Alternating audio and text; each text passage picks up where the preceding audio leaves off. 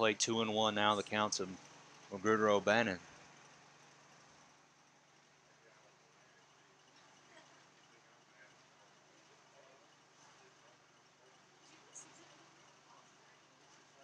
So it comes set from Bevel. Here's the 1-1 pitch. Breaking ball apparently caught right at the knees, caught the zone at the knees of O'Bannon. So the count evens up at 2-2 now to Magruder. So again, out there at second, still no outs here in the top of the fourth. O'Bannon, the 2-2 pitch. Breaking ball doesn't come in enough, break enough to catch the zone. So it'll remain outside 3-2 now. The count to O'Bannon, another full count to Magruder.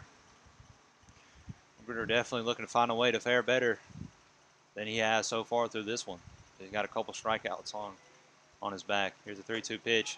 He watches a high fastball go by, so he'll reach first base for the first time in this one by way of walk. So there's 2 runners on now here. Still no outs for the Wildcats here in the top of the fourth. That brings up catcher Luke Harper. Harper's a freshman out of Meridian, Mississippi. Went to Northeast Lauderdale High School. He steps in, sporting a double and a single so far through this one. Bevel comes set, look back at again. Here's the first pitch to Harper. The breaking ball catches the outside part of the zone for strike one. 0-1 now the count on Harper.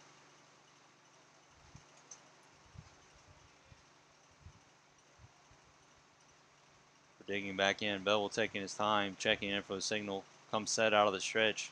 Here's the pitch.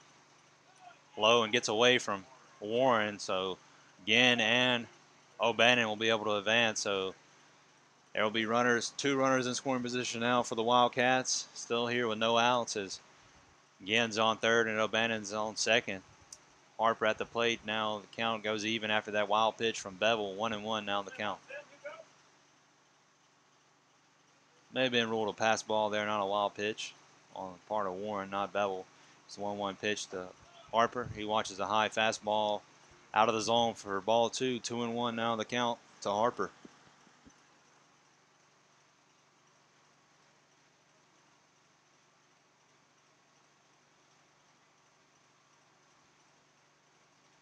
Two and one. Here's the pitch. Excuse me, I must have been wrong about the count there. So that seemed to be ball 4. So Harper's able to advance there by way of a walk. Second straight walk from Bevel. See, walked O'Bannon before and then Harper there.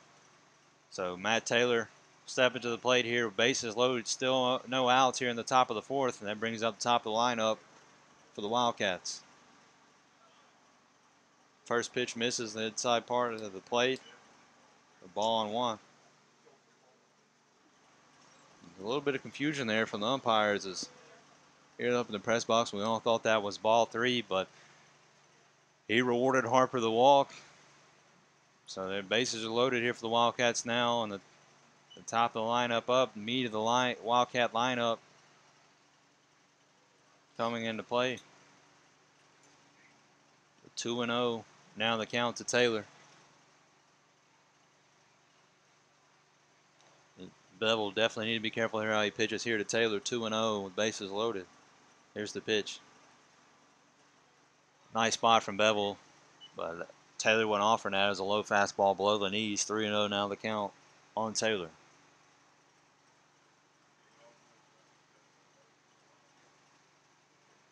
Here's the 3-0 pitch.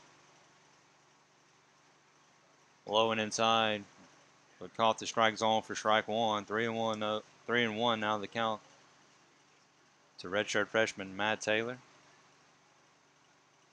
Bases loaded here, no outs. Here's the pitch to Taylor.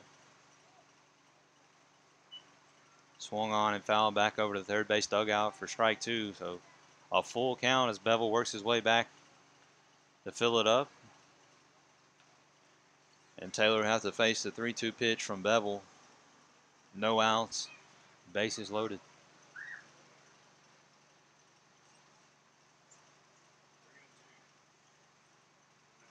Big pitch from Bevel here.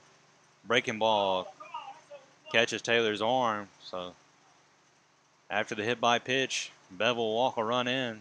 Taylor will move over to first. And that'll extend the Wildcats' lead to 12 runs now. So not what Bevel wanted out of that situation there. Wildcats head coach Michael Avalon will walk out and make the umpire aware of the substitution they'll make. They'll bring in Trent Lee to pitch hit for Bryson Medius, the left fielder. Medius was 1 for 3. He had a single and a strikeout, at least. So Trent Lee will step in for his first at bat in this one. Well, the bases loaded and no outs. 1 run's already come across here. First pitch he sees is a high fastball for ball 1. Little couple stats on Lee so far this season. He's batting .286. This is his 15th at bat so far this season. He does have 1 home run. He hit 1 home run back at home in a pinch hitting situation. He came in actually as a sub for Bryson Medius after Medius went down a little bit of an injury. Medius was hit by a pitch, kind of shook up his arm a little bit. So Lee came in to sub for him, and in his second at bat in the substitution, he took 1 deep over the left field wall there in Wildcat Stadium. He hits this one to the shortstop. Could be 2 for the Bulldogs. Shortstop throws over third base to try to catch the lead runner, but ball gets away from him. So 2 runs will come in to score. 1 on the hit from Lee, but the other one on the error from the throwing error from shortstop Cole Johnson. And Lee advances over to second on the throwing error. And so is Matt Taylor. He's able to slide in safely to third. So Taylor will be there at third. Lee will be out there at second. And 2 runs came across the score, extending the lead to 14-0 here in the top of the 4th. And that brings up Derek Everly here with 2 runners in scoring position, still no outs. First pitch misses inside for ball 1. 1-0 now the count.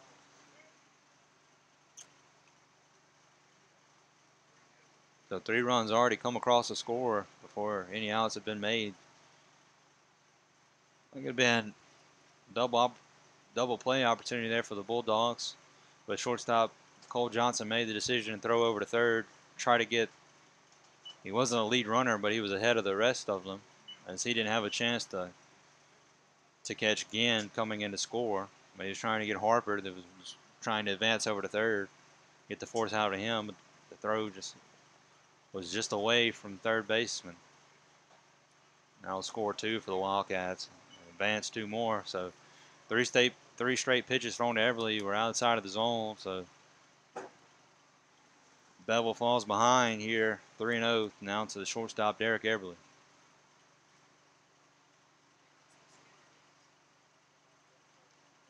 Here's the 3-0 pitch from Bevels. Low. Look below the knees, but umpire calls it a strike, so Everly will have to stay up there for at least 1 more pitch. 3-1 now the count to Derek Everly.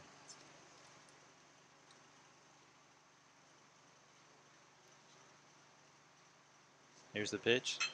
Driven out towards right field, kind of popped up.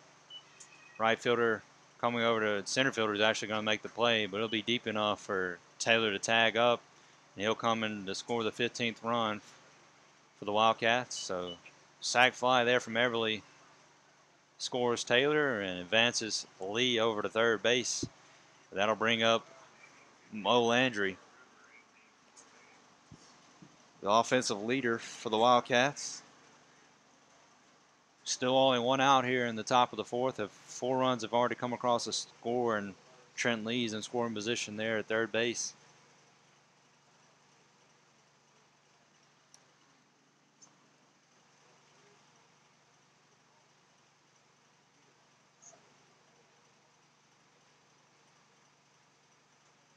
Lee's digging in.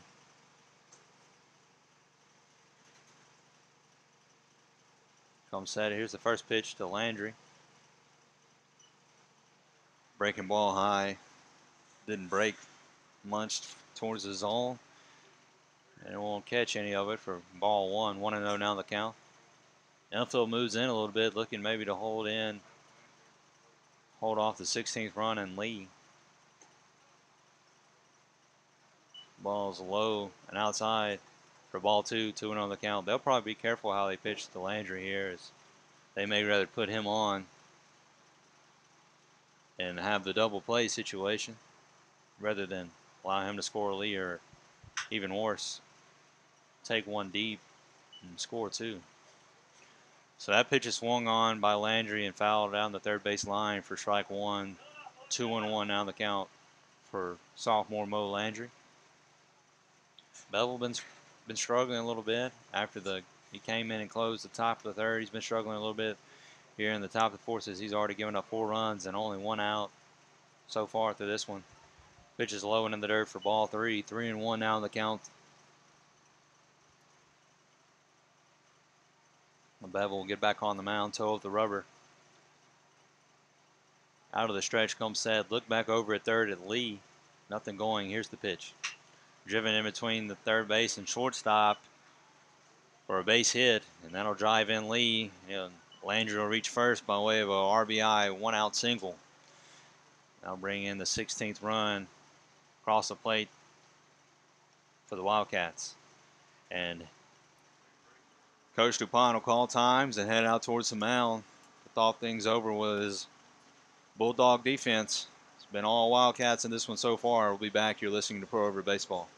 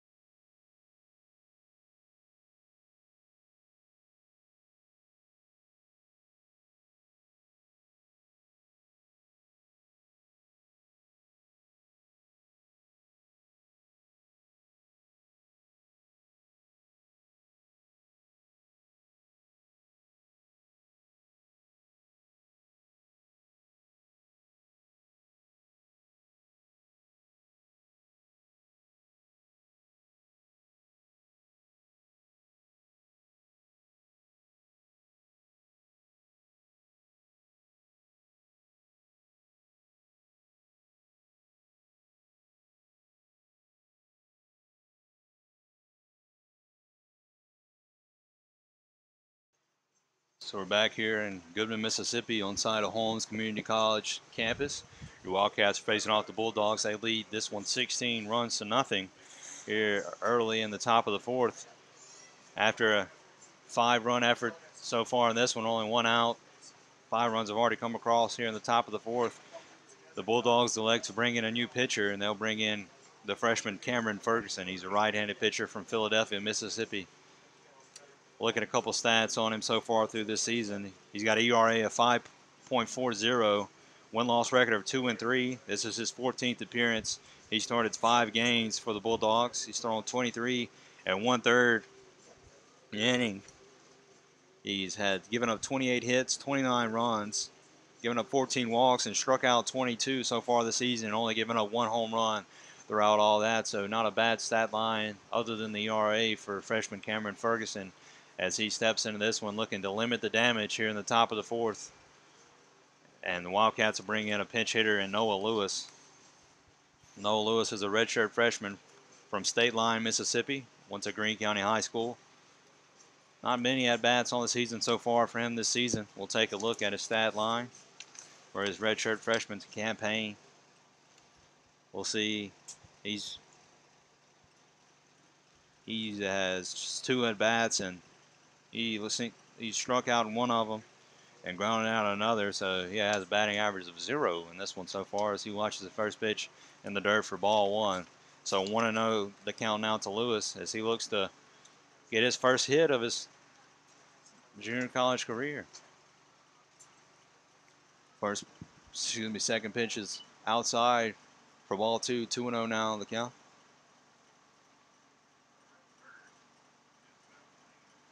So Landry out there at first after the RBI single. Lewis hits this one on a rope back into the third base dugout, the Wildcat dugout. Seems everyone's okay over there. And 2-1 now on the count. to Lewis.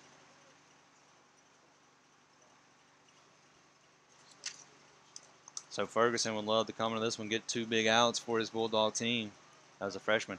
Here's the 2-1 pitch. Pitch on the outside part of the plate, but called strike by the plate umpire. So count him is up at 2-2. Now to Lewis. Breaking ball from Ferguson misses the outside part of the plate. Count now runs full 3-2 to Lewis. He'd love to get something down, put it in play, but avoid the double play here. Swing and a miss, ball gets away, but first base is occupied by Landry. So third at bat for Lewis and his second strikeout on the season. He had an opportunity there. He'll be struck out for the second out of this inning. So in steps in another pinch hitter for the Wildcats, freshman Bryson Scott. His first pitch to Scott is a breaking ball right across the plate. Nice pitch there from Ferguson for strike one. 0-1 now the count. Look at the stat line on Scott. He's batting, his average is .333 so far on the season. He's had 3 at-bats, hitting once. He's shown a little bit of power back in the fall season for the Wildcats, and he falls behind here 0-2 after the pitch. Nice pitch from Ferguson. The 0-2 pitch, swung on, hit towards second base, a nice hop, gets away from the second baseman. So Bryson Scott's in at first. It's a single on a 0-2 count. A nice piece of hitting there by Scott to extend the inning. Now bring up another pinch hitter, Kevin Carter. Now Kevin Carter's shown a little bit more playing time and had a couple more at-bats than the last 2 pinch hitters. He's been a big go-to pinch hitter for the Wildcats so far this season. Had several clutch at-bats, driving in several big runs for the Wildcats over the course of the 2018 campaign. And look at his stat line so far. Carter is a sophomore out of Gulfport, Mississippi, middle infielder. He's been more of a, as I said, came in and hitting when we need him so far this season. He's batting .250. Don't let that fool you. He's had several clutch at-bats and several clutch runs knocked in. He's had 20 at-bats, hitting 5 of those hitting 5 times out of those at-bats. He's had 3 RBIs, all 3 of those being big ones. He's reached by way of walk 5 times and struck out 6. So Carter watches another breaking ball across the plate for strike 2. 1-2 now in the count to the sophomore Kevin Carter.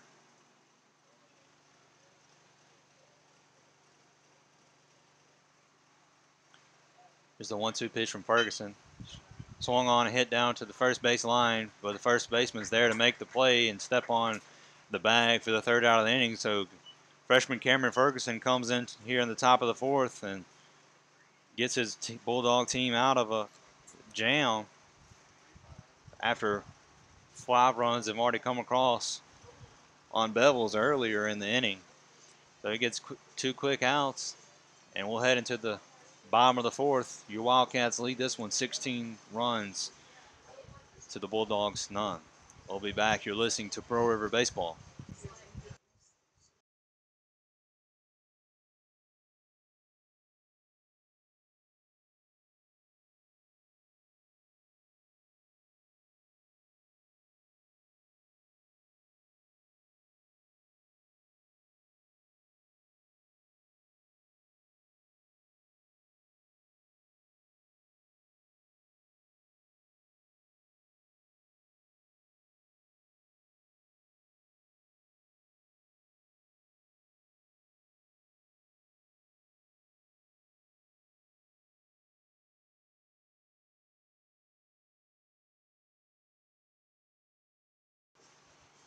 So we're back here in the bottom of the 4th. The Wildcats lead this one 16 runs to none here in Goodman, Mississippi, as they face off the Bulldogs of Holmes Community College. Wildcats will elect to bring in a new pitcher here. Not on count as they're behind, but they're ahead as Shamar Page had a good outing through 3. Shut them down through in order through three innings of work for Page. So Book will be closed on him. He had a good outing to start this one for the Wildcats as the bats have been hot, and he didn't have to worry much as they hold on to a 16-run lead here early in the bottom of the fourth. So they'll bring in redshirt freshman Dylan Usbury. Look at a stat line on him in just a bit, but before we'll give you the quick rundown on a pretty much new defensive lineup for the Wildcats, minus a few starters staying in there. Out in left field will be freshman Trenton Lee. Down center will be freshman Dayton Lingle. They bring in out right field redshirt freshman Noah Lewis. At third base will be freshman Reese Traeger. Remaining out at shortstop will be sophomore Derek Everly, and they put in the sophomore second baseman Kevin Carter, a change there. Mo Landry will remain at first for the Wildcats, and behind the plate, he was playing third base, but he moves the catcher now for the Wildcats as freshman Luke Harper. And as I said, on the mound, redshirt freshman Dylan Ushery. He'll be throwing from the right side, a little bit of submarine action. And he'll face the top of the Bulldog lineup here to get the bottom of the fourth started. First pitch is a strike on the outside corner to second baseman Sage Mullins. Quick stat line on Ushery. So far this season, he has an ERA of 2.13, win-loss record of 1-1. Yeah, this is his 11th appearance. None of them have been starts. He's thrown 12 and 2/3 inning, giving up 11 hits to those, 7 runs, walked 3 and struck out 9. So not a bad stat line for Dylan Ushery heading into this one. He's head 0-2 here to leadoff hitter Sage Mullins. He fouls off another, hanging in there. 0-2 remains the count here to the leadoff batter. Ushery throwing out of the stretch here, comes set. Pitch is outside for ball 1. So 1-2 now. Ball.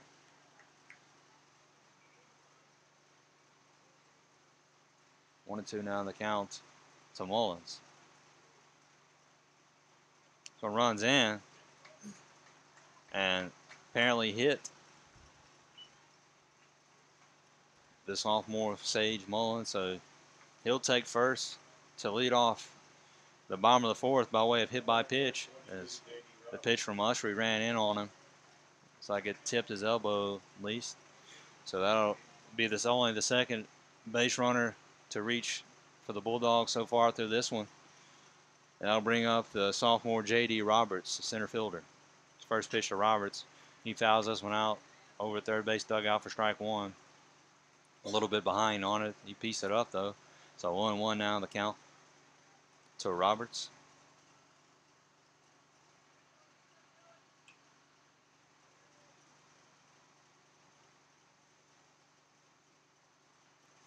Check back over to first. Nothing going for him as Mullins is able to slide in safely.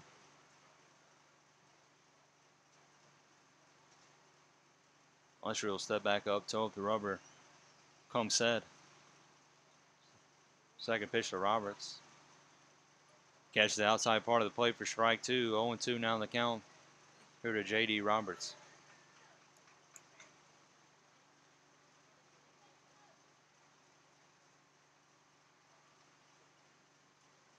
So Ushery coming set. Here's the 0-2 pitch. Outside. Almost got away from Harper, but he's able to pop up quickly and reach out to keep it contained and hold Mullins out there at first. So, 1-2 count. 1-2 now in the count on Roberts. Ushery still out of the stretch, comes set. Here's the 1-2 pitch. High fastball, but all for that by Roberts. Just got a piece of it, fouled just enough to foul it straight back to hang in there. 1-2 now in the count.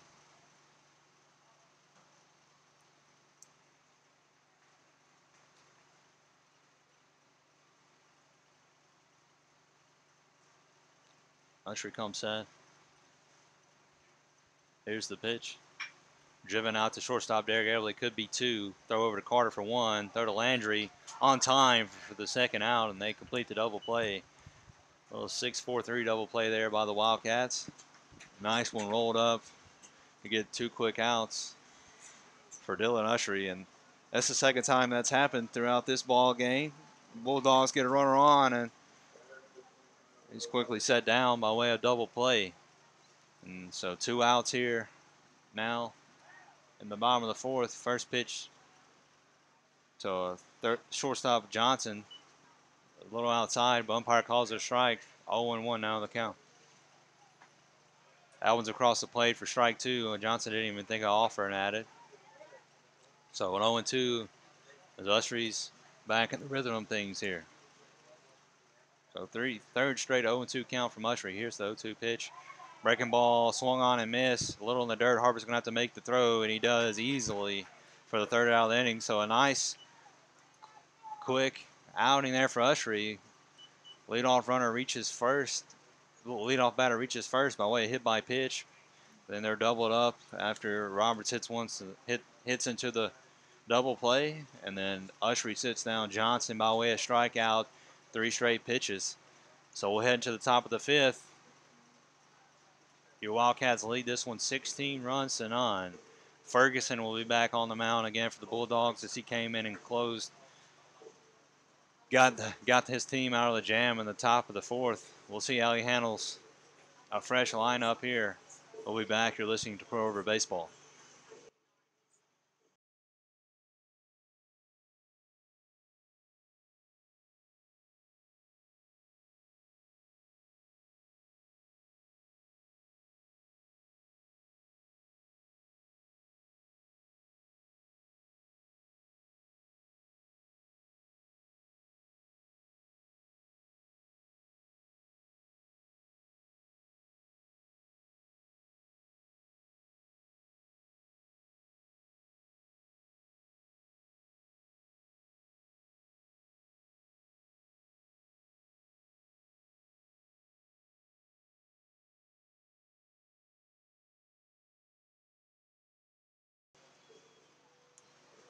So we're back here in the top of the 5th. And your Wildcats are facing off the Bulldogs of Holmes Community College here in Goodman, Mississippi. Your Wildcats lead this one 16 runs to none. Cameron Ferguson will be back on the mound for the Bulldogs. He came in the top of the 4th to get the last 2 outs of that inning, but not before 5 runs came across. Reese Traeger will be in to pitch hit. He's now the 3rd baseman for the Wildcats. First pitch he sees, he fouls off down the 3rd base line. Traeger played a little bit earlier in the season in the non-conference games for the Wildcats as they were juggling the 2nd base position throughout the coaching staff, trying to figure out who was going to get that starting role for the Wildcats. Here's the 0-1 pitch to Traeger. Breaking ball low into the dirt for ball 1. 1-1 now the count to Traeger. We'll look at the stat line on Traeger. His average is .545. He's had 11 at-bats and 6 hits. 2 RBIs for the Mets, so not bad stat line for Traeger. Not many at-bats, but he's done well in the bats he's had. So umpire says he went on that one on the check swing, so 1-2 now the count to Traeger as he leads off this one. Leads off the top of the 5th. Here's the 1-2 pitch. Ran inside. Almost got a piece of him, but didn't. 2-2 now on the count to Traeger. Here's a 2-2 pitch. Swung on and missed by Traeger, and Ferguson sets down Traeger for the 1st out of the inning. And after him will be another pinch hitter, freshman Hudson Little. Little's out of Brandon, Mississippi, went to Jackson Prep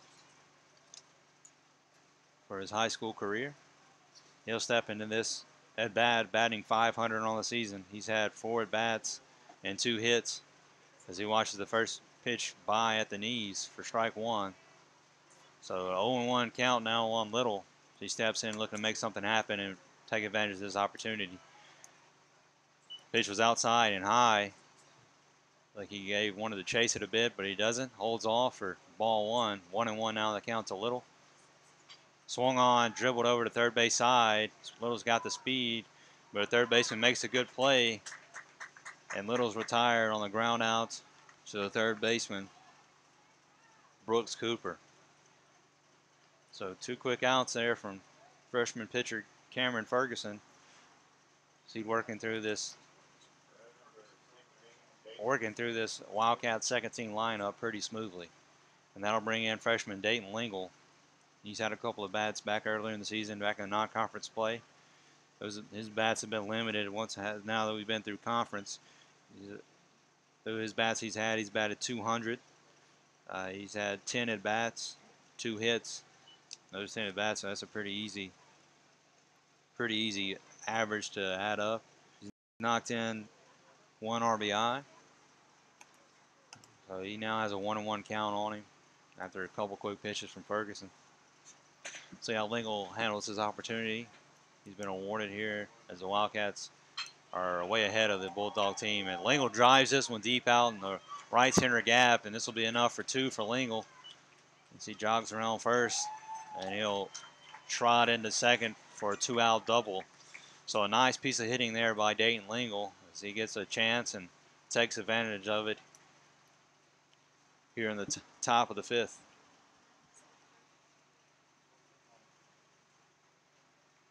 So in steps in Trent Lee for his second at bat of this ball game. He's the sub for the left fielder Bryson Medius. Here's his first pitch. Yes. He reached by way of fielder's choice back in the top of the 4th. 1 run did come across the score on his hit. He hit straight at the shortstop. Here's the 1-0 pitch. Kind of swung and offered at. A nasty swing there by Lee. So 1-1. The count evens up.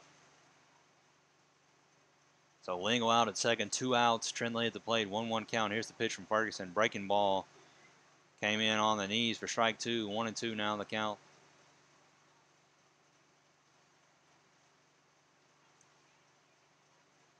Ferguson not looking bad for the Bulldogs so far. 1-2. Here's the pitch to Lee. Drives this one back up the middle. This will be an easy base hit. Lingle, third base coach Ryan Hughes will hold him there at third as they're sporting a hefty lead here in the top of the 5th. So a nice piece of hitting. It's another 2-out hit for the Wildcats. So there's runners in the corners now here with 2 outs. One of the only starters to remain in the game will be shortstop Derek Everly. He steps up to the plate here with 2 outs and 2 men on. So Ferguson out of the stretch. Comes set. Here's the pitch. Breaking ball across the middle. Everly doesn't offer at it for strike 1. 0-1 now the count.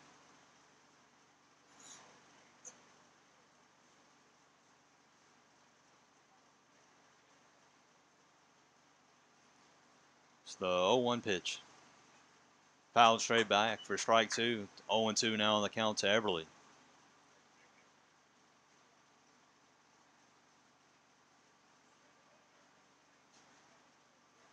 So Lingle out at third after the 2-out double hit by him. And he moved over to third from the single by Lee.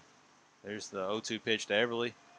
Ball's way outside for ball 1. 1-2 now on the count. A little bit of a waste pitch there by Ferguson. Just trying to get Everly something to offer at it. And he wasn't going for it. So 1-2 remains the count here to Everly. It's a 1-2 pitch. Breaking ball runs in and hits the sophomore Derek Everly. So he'll reach first by way of hit by pitch here, and the bases will be loaded for sophomore Mo Landry and head coach Michael Avalon. Well, no, cancel that. Landry will at bat in his normal position. As most of the first basemen have already in this lineup, so Mo Landry pretty much will have to play his position, unless they wanted to put in someone that's never played first base before. So he'll step in with the bases loaded. 2 outs here, top of the 5th. Breaking ball inside for ball 1. 1-0 now the count. Oh, excuse me. Umpire calls it a strike, apparently. Landry drives this one a shortstop. He'll make the easy toss over to second for the 3rd out of the inning. So Bulldogs find their way out of a jam here in the top of the 5th. Had bases loaded with 2 outs. And Landry at the plate, but doesn't make anything of it. And we'll head into the bottom of the 5th. Your Wildcats lead at 16 runs to 9. We'll be back. You're listening to Pro Over Baseball.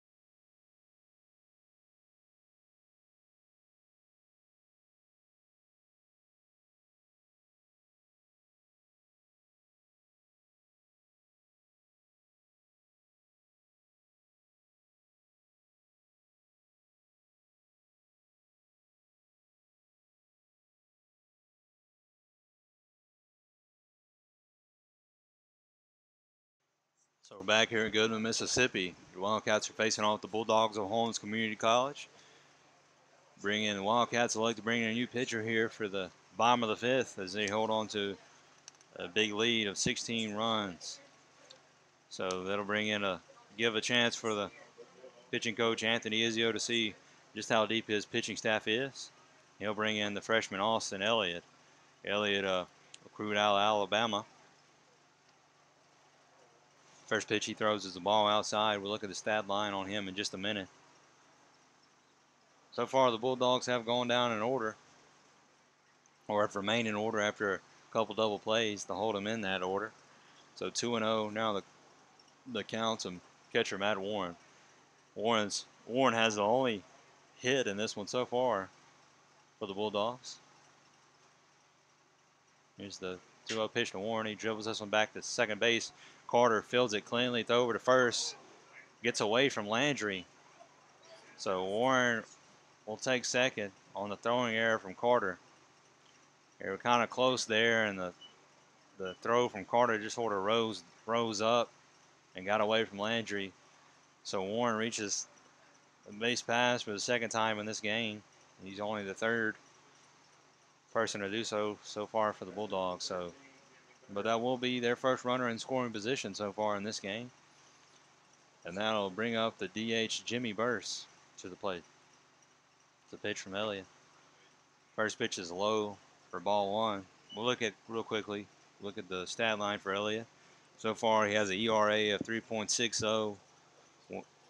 Nothing on the win-loss column.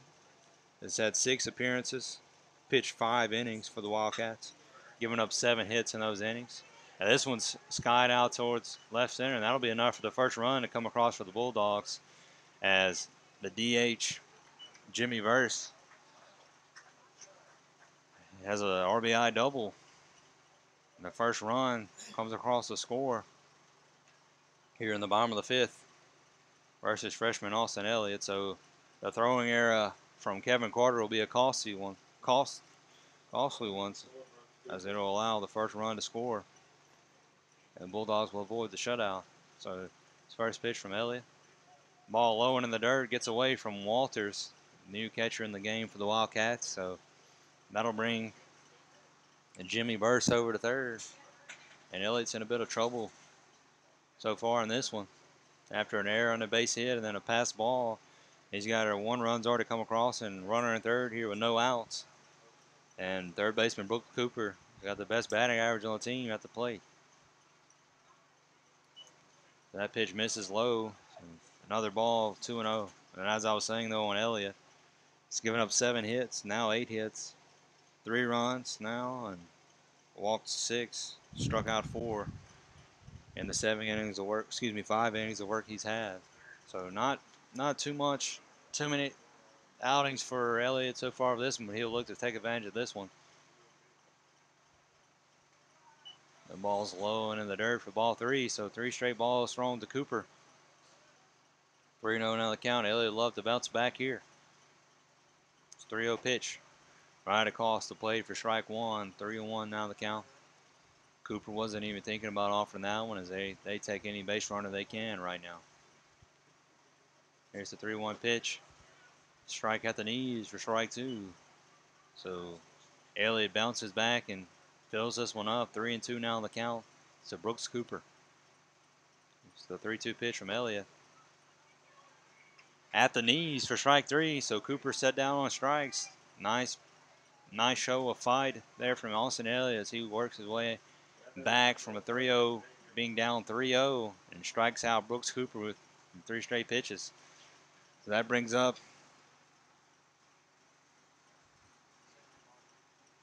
a pinch hitter for the Bulldogs, Xavier Martin. Martin, so far on the season, don't have any stats on him. Excuse me. Do have some stats on him at the plate. He's batting .250 at the plate. This will be his 37th at bat. I don't know. So 1-1 now. The count to Elliott. The count to Martin. Just a 1-1 pitch. Popped up over the right, towards the right side of the field. but it'll get out of play over the first base dugout. So 1-2 now. The count to Xavier Martin.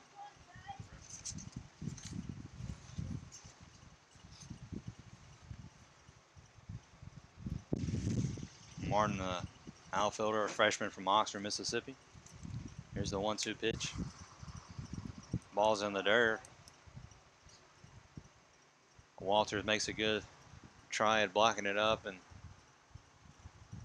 keeping Burse out over there at third, not allowing the run to come in and score. So 1-2 pitch. Ball runs inside. Excuse me, umpire calls it. It's a call, third strike, so Martins gets a chance to pitch in and set down by way of strikes by Austin Elliott for the second out of the inning. That brings up first baseman Paul Green to the plate. He's got a run at third, 2 outs. Elliott throws this one low. It's in the dirt for ball 1. 1-0 down the count.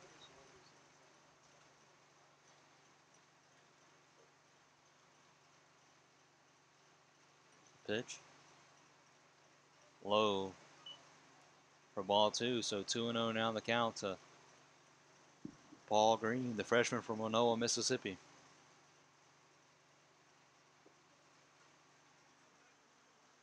Ball's low, 3-0. So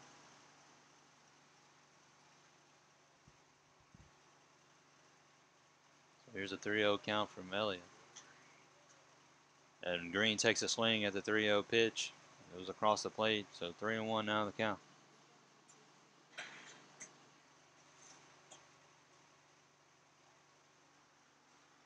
Three-one pitch. Low outside of the strike zone for ball 4, so Green will reach first by way of walk, and that brings up the right fielder Josh Tucker.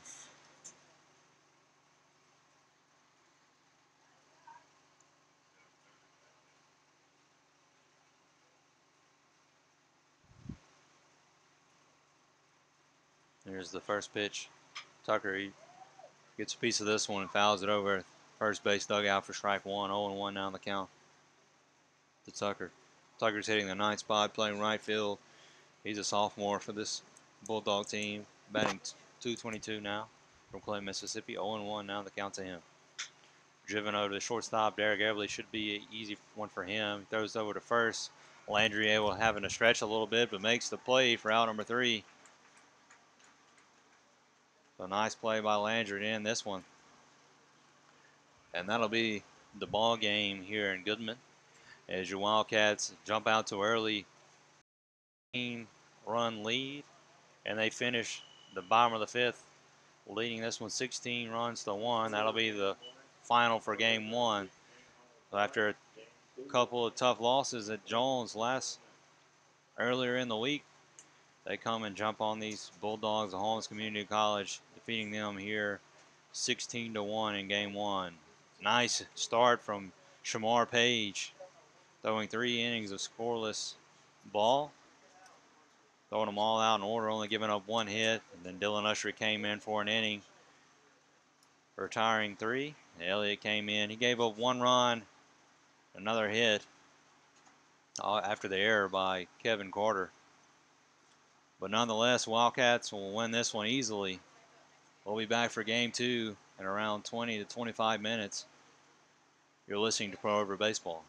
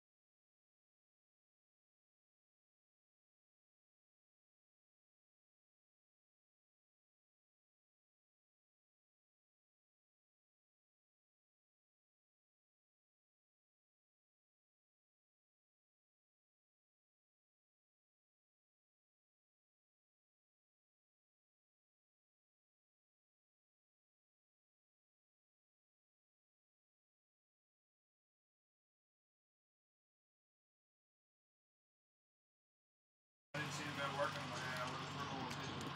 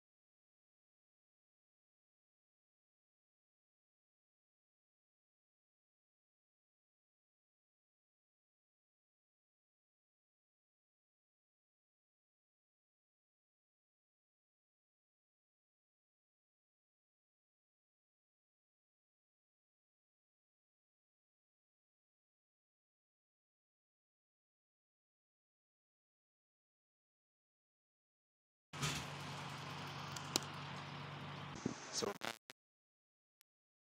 getting ready for game 2. Just about ready for first pitch as the umpire wipes off the plate. You're just joining us. Your Wildcat baseball team took game 1 fairly easily.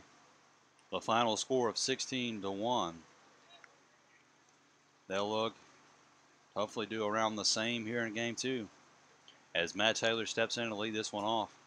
It's the first pitch. Shows a bunt. For the ball, it was a ball outside. So 1-0 now the count as Taylor is able to pull back. We'll go through the batting order for you Wildcats here in game 2 in just a second. First, we'll take a look at the starter on the mound for the Bulldogs here in game 2, number 31, Jeff Crenshaw. As that pitch comes across, called strike for even up the count at 1-1. Crenshaw is one of the Bulldogs' out-of-state recruits from Slidell, Louisiana. He's a sophomore, left-handed pitcher. Taylor drives this one down third base line, but foul for strike 2. So 1-2 now on the count on Taylor. A little bit of look at Crenshaw's pitching effort so far this season.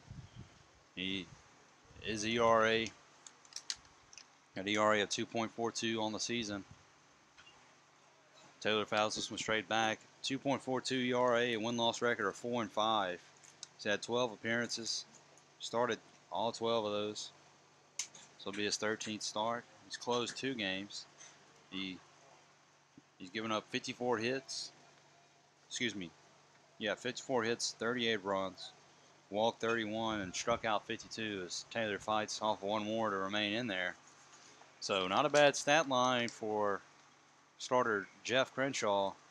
Probably the best one in the pitching staff for the Bulldogs this season. So he's going to face a good Wildcat team here in game 2. We look to give his team a chance after a tough game 1. So that pitch misses outside for ball 2. 2-2 counts now even for Matt Taylor. Taylor had a nice game 1. Here's the pitch. High fastball fouled off once again to remain in there. 2-2.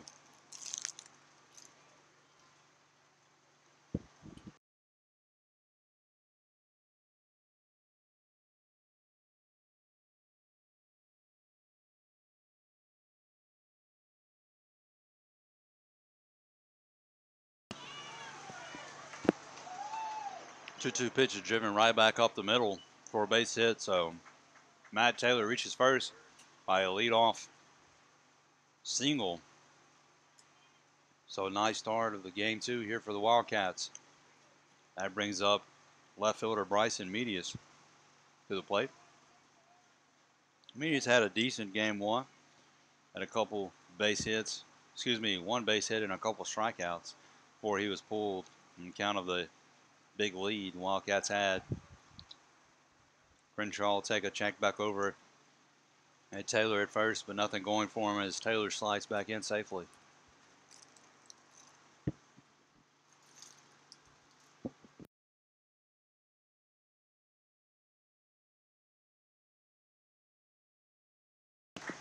Pitch across the plate for strike 1 for Medius.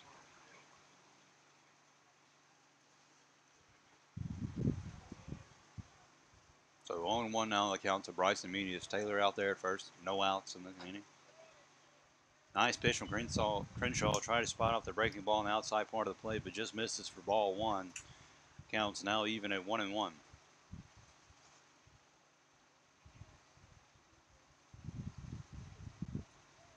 Here's the pitch to Medius. Driven out towards right field. Should be playable for the right fielder, and he makes the play for the first out of the inning, and Taylor retreats back to first.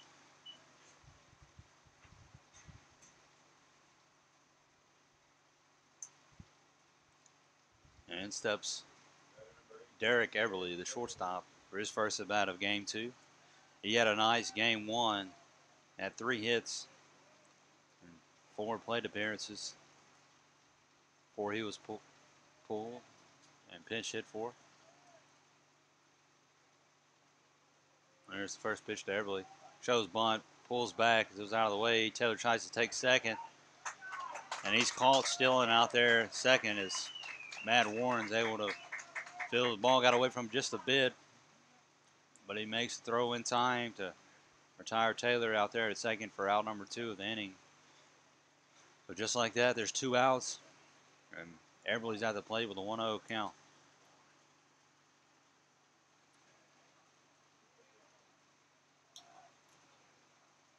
Everly shows bunt once more. High fastball, 2-0 now. Count to Derek Everly.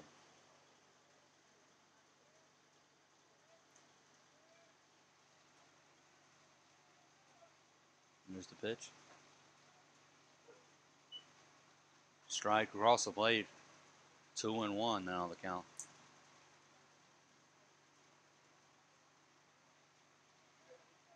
Everly digs back into the box. Here's the 2-1 pitch. Breaking ball. Umpire says it called the strike zone for strike 2. 2-2 now in the count.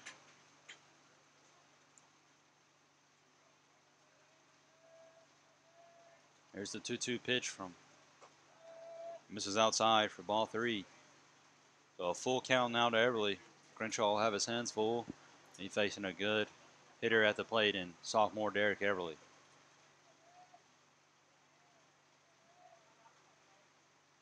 Here's the 3-2 pitch. Swung on, foul tipped, but Warren handles it behind for strike 3 to end the inning. So Bulldogs off to a better start here in game 2 as they hang a 0 in the top of the first. We'll head out. Wildcats will head out to take the field. On the mound today for your Wildcats is freshman pitcher Colin Danley. We'll be back on some information and stats on him. You're listening to Pro Over Baseball.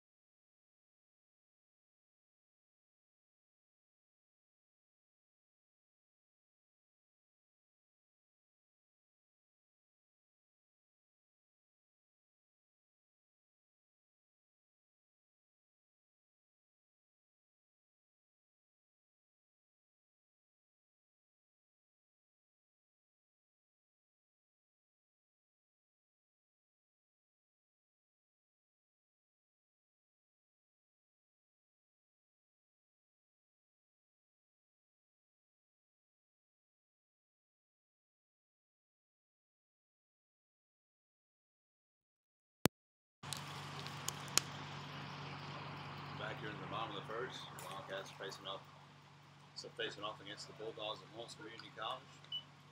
Already a couple pitches into the bottom of the first, 1-1 count now. So lead-off batter for the Bulldogs in game 2, same as game 1.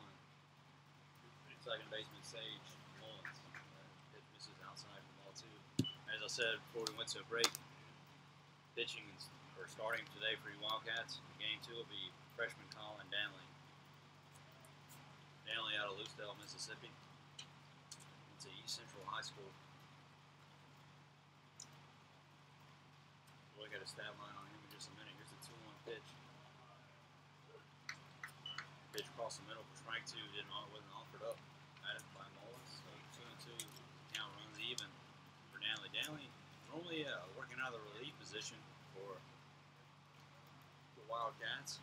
He'll have his first start today, as again makes a diving play to keep that in the infield.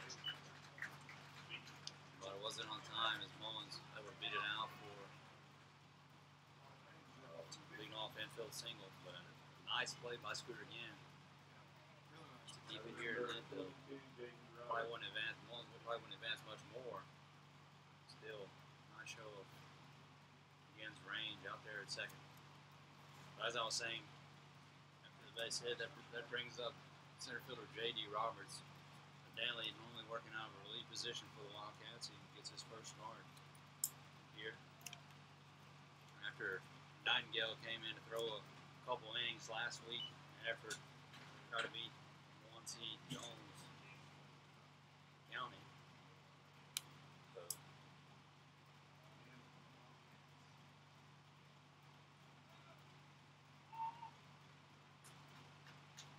we're back here. Quick hit out to Scooter again to hold it in the infield. Lead off hitter Sage Mullins able to lead off the inning, bottom of the first with a lead off infield single. J.D. Roberts is at the plate now, 1-1 count on him after that swing and foul tip. So as I was saying, Colin Danley on the mound for the Wildcats in today's game 2. Danley normally working out with a bullpen for the Wildcats. He'll get his first start today in this one. So far for the Wildcats, after Nightingale came in to pitch three innings in an effort to beat the now number 1 seed Jones County beginning of the week. So we'll see Danley here starting this one. I'll give you a stat line on him in just a minute. He's out of Lucedale, Mississippi. East Central High School now. He's trying to take second with a foul ball. Oh, excuse me, never mind. Wasn't a foul ball. Must have been a balk call. So the runner will take second on the balk, and it'll be a no pitch. So 2-1 count now after the balk from Colin Danley. Mullins will be out there at second base. So Danley has to be careful. His first start, here's the pitch from them. High for ball 3, 3-1 now in the count. A little trouble here early in this one for the Wildcats. 3-1 count now on the second hitter, J.D. Roberts. Mullins out there at second, scoring position after the leadoff infield single. Again, made a great diving play to hold it in the infield, but throw over to first wasn't on time. Wasn't going to be. Mullins had the speed to beat it out. So Roberts watches that one at the knees for strike 2. So Danley fights back in this one, fill up the count, 3-2. Payoff pitch. Danley, just a second. Out of the stretch, comes set. Here's the pitch. Swung on, popped out to left field. Media's ranging in. It's going to be in foul territory. Hit right off the fence. Out in foul territory on the third base line. Medius was close, but couldn't make the play on the ball. So J.D. Roberts will pick up the bat for a second chance here with 3-2 count. Mullins out there in scoring position. They only love to have a nice bounce back after giving up the leadoff single and the balk to move him over. Love to bounce back and get maybe a strikeout here. Hold that runner at second. Here's the payoff pitch. Swung on, dribbled down the third base line, foul. So another chance for Roberts here. Full count. Full. 3-2.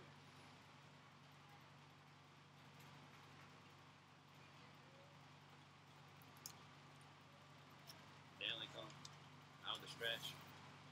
Looks in to get a single from O'Bannon. Comes set. Check back at Mullins at second. Here's the pitch. Low, below the knees. So we'll take first. A walk. So just like that, there's runners on first and second for the Bulldogs. Cole Johnson making his way to the plate. We'll run through the Bulldog lineup real quick. Pretty much same as game one. Number 8, Shortstop Cole Johnson batting now in the third spot, and the cleanup spot is catcher Matt Warren. Batting fifth, designated hitter Jimmy Burse. Batting sixth, the first baseman Paul Green. Batting seventh, left fielder Kendrick Lejeune. Batting eighth, third baseman Brooks Cooper. Batting ninth, right fielder Michael Brown. And a nice bunt there by Cole Johnson to move the runners over. But a even nicer play by Luke Harper to come rush down and get it and get the out over at first. So Bulldogs will have 2 runners in scoring position now with cleanup hitter Matt Warren at the plate. Warren had 2 hits back in game 1. Had a clean hit over second base, and then another one, a little infield single. Could have been an error too, though. It was a throwing error for Carter at second base. This was driven in the gap. That's the shortstop Everly. Be enough to score 1, and they'll hold Roberts at third. Just like that, the Bulldogs strike first. We're at the bottom of the first. Mullins comes around to score the first run of this ball game. Bulldogs lead now 1 run to nothing. So that'll stepping in will be DH Jimmy Burse. Burse drove in the only run game 1 the Bulldogs had off a double. He hit back in the bottom of the 5th of game 1.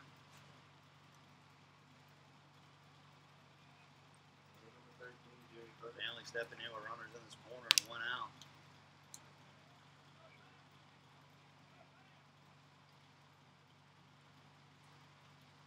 First call signs. We'll take this a little bit of time to run over Colin Downley's freshman stat line so far. Downley so far has 2.56 RA, 5.1 win-loss record. Had 17 appearances, all of them been out of relief. This is his first start. He's pitched 31 and 2/3 innings, giving up 28 hits. 17 hits in those, 11 runs, 46 walks, and 10 walks, and it struck out 46. So a very nice stat line there for the normal reliever Colin Downley. Will be in the starting position today. And after already giving up 1 runners in the corners, we'll see how he bounces back. First pitch to first, high and outside for ball 1. 1-0 now in the count.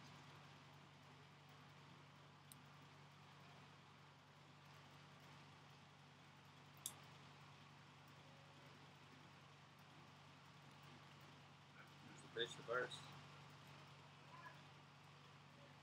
Myers says it was low for ball 2. 2-0 now in the count. That's Holmes, Bulldogs baseball team, Holmes.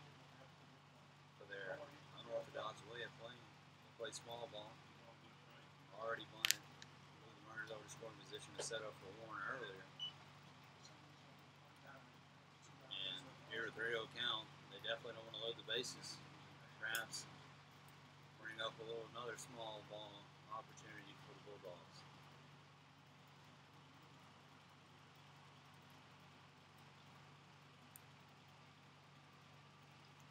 So 3-0 count on Burse.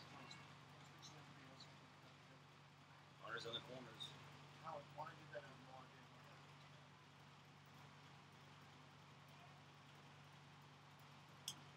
Here's the 3-0 pitch from Downey.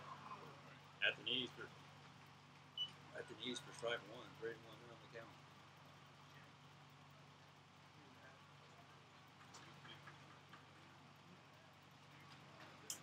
Burse said, wanted to think otherwise, trying to take first. Thought it was ball 4, but he's back in for 3-1 count. This was driven out towards center. Taylor there will be to make the play, but it should be deep enough to score Roberts. And it will be, as he'll come across the plate easily for the second run of the ball game for the Bulldogs. So after the sac fly from first, that brings up first baseman Paul Green. Here with 1 runner on at first base. I have Warren over there at first. Number 5, Paul Green.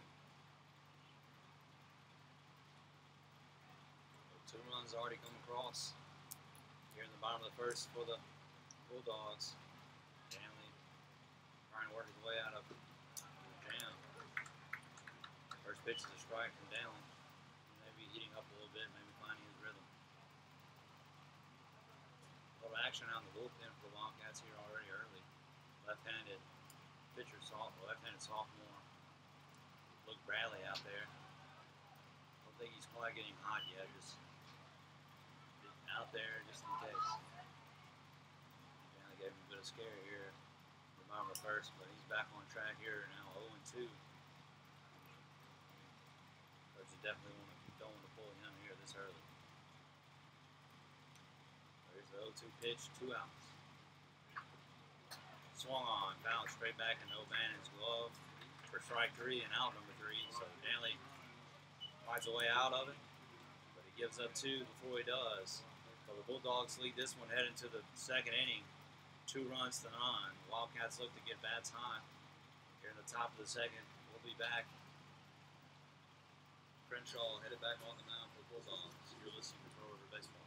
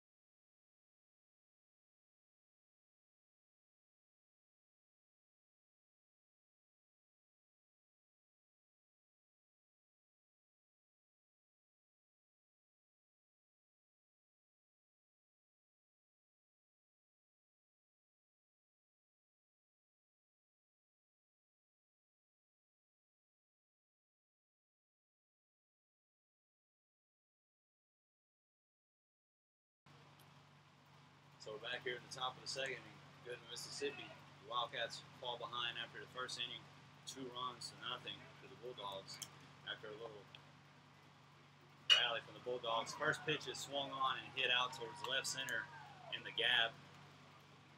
And they're going to hold him to a single. Mo Landry ripped that one out. Outfield grass for a leadoff single. Swung the first pitch he saw and hit it well. So leadoff man on here for the Wildcats to start off the top of the second. And a much better start to the second than the Wildcats had in the first. They went down 1-2-3 top of the first. So that brings up the right fielder Noah Barron. Hadn't been through the Wildcat lineup for game 2 quite yet. Batting now is Barron, the right fielder, as he watches that one go by to strike 1. After him in the on-deck circle will be Shamar Page. He'll be batting the DH spot today after he started game 1. After him will be second baseman Scooter again. Next, Roberto O'Bannon, the catcher. And lastly, third baseman Luke Harper. So pretty much same lineup other than the switch between Page and Cleveland at the DH spot. So Barron. There first. Wildcats had a tough bottom of the first, giving up 2 runs. This pitch is hit to second, could be 2. Shortstop bobbles a little bit, throws it to second for at least 1 to get Landry sliding in there just in time. So the shortstop set back on it and bobbled a little bit. Lost a double play opportunity. Barron's in it first after the fielder's choice. That brings up the DH Shamar Page with 1 out. Throw over to first, check Barron up. Nothing going for him.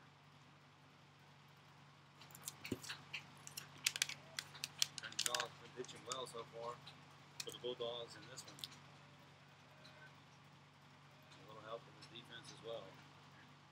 Breaking ball, breaks over inside part, but not enough into the zone. He called a strike. 1-0 now in the count. Shamar Page, he watches the first pitch.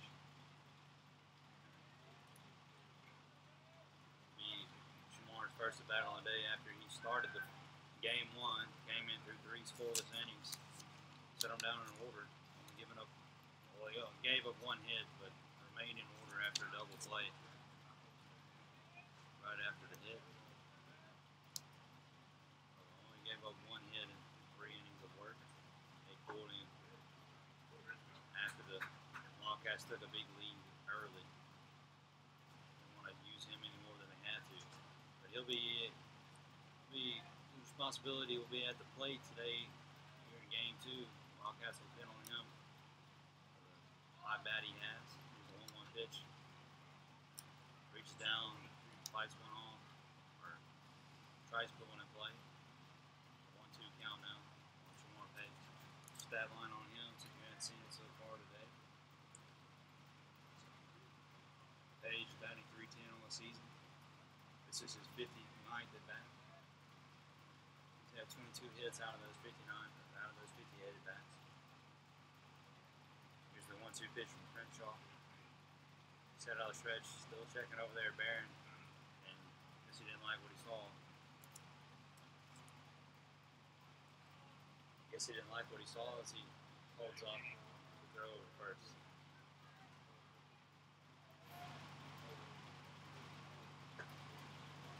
Ball low to Page. Ball 1. Excuse me. Ball 2. 2-2 now in the count to Page.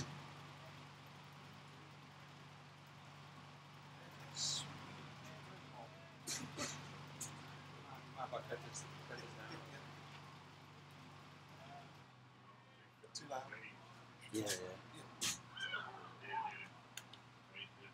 So that one got a piece of Page. So it reached first by way of hit by pitch.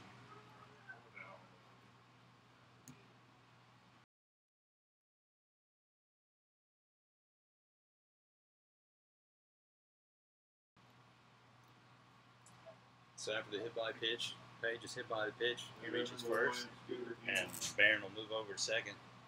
That brings up second baseman Scooter again here with 1 out.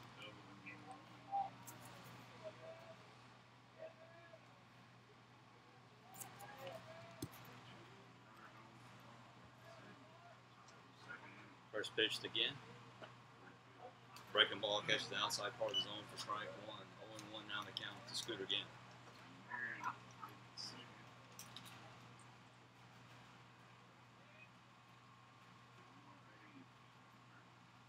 Again, had a decent game 1.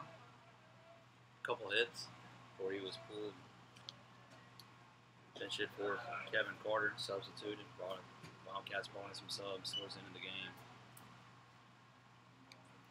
The pitch misses for ball 1. 1-1 now on the count to Scooter again.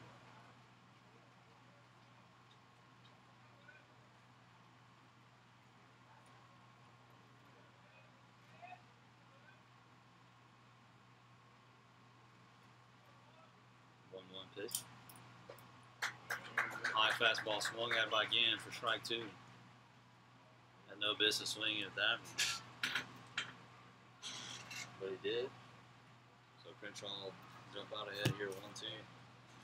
2 men on and 1 out.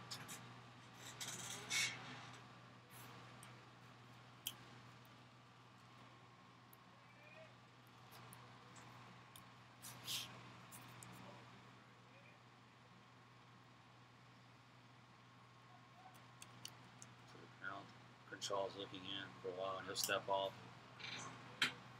Look back at Barron, nothing going. Crenshaw a little on weary side about the call there. Catcher Warren, Matt Warren. It's a 1-2 pitch from Crenshaw. Breaking ball, then breaking off an outside part of the plate for ball 2. Count evens up at 2-2 now.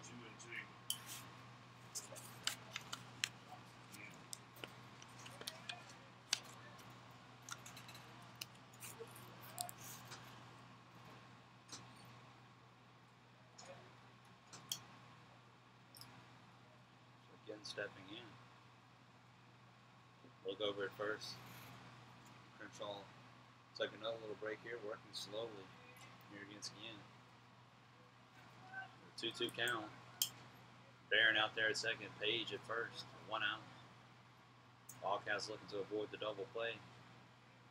Here's the 2-2 pitch. Again, Joseph out of the shortstop. He'll try to throw over to first for at least one. Green makes the stretch for out number 2. But again moves the runners over. So the catcher, Magruder O'Bannon, will make his way to the plate with 2 runners in scoring position here in the top of the second. O'Bannon had a tough game 1. Went 0 for 2, 2 strikeouts and a walk, and his 3 at-bats. He's got a great opportunity to bounce back here in game 2 with 2 runners in scoring position for him. Here's the first pitch to O'Bannon. Watch his strike 1 go by across the plate. He falls behind 0-1 here. Barron and Page. Wildcats love to get those 2 runs right back that they gave up in the bottom of the first. Here's the 0-1 pitch. In the dirt, breaking ball for ball 1. Count evens up at 1 ball and 1 strike now.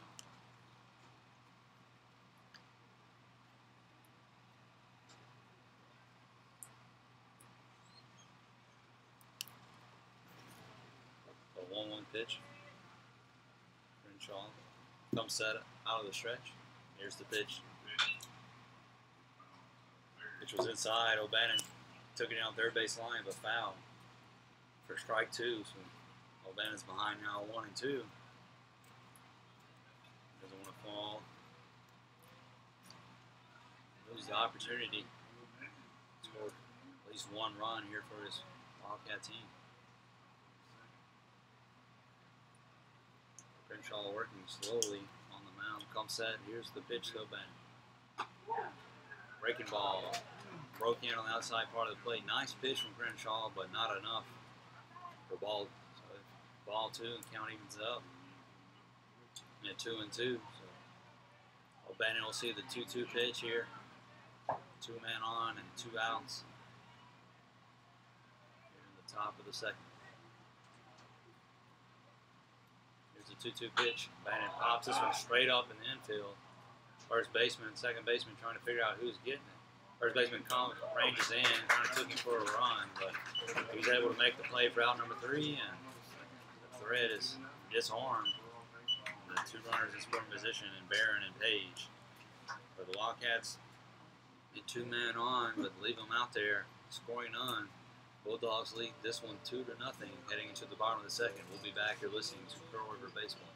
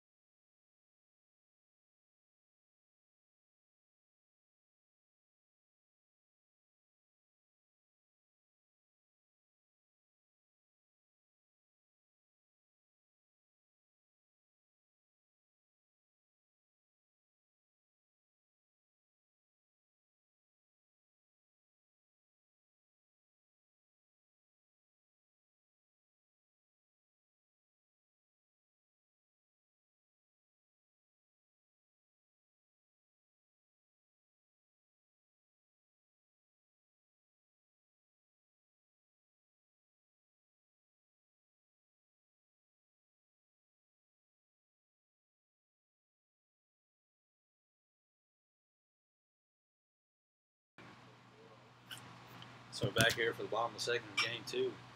First pitch is swung on and fouled off to the left side of the field by Kendrick Lejeune. He'll lead off Bottom of the second for his Bulldog team.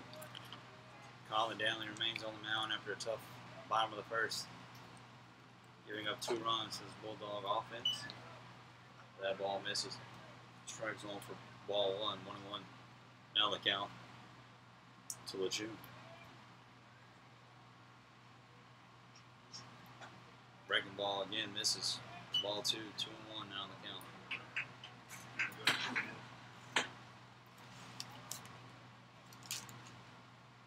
Here's the pitch. Danley driven up, right back up the middle over Everly's head for another base hit. So the Bulldogs have their 3rd hit of this ball game here in the bottom of the second. And another leadoff guy on. So that'll bring up 3rd baseman Brooks Cooper. Freshman out of Brandon, Mississippi. Batting .404. Coming to this series. There's a doubleheader. Danley comes set. Here's the pitch. Fouled off to the left side. Cooper was looking for a little slash action there. Showed bunt and pulled back and tried to hit it. But unsuccessful, so 0-1 goes the count. June over there at first. Danley will check back. Nothing going. Lejeune slides in safely. 0-1 count now. To Cooper. Cooper shows bunt. He tried to bunt it down when unsuccessfully for strike 2. 0-2 now on the count for Brooks Cooper. After a failed slash attempt and then a failed bunt attempt.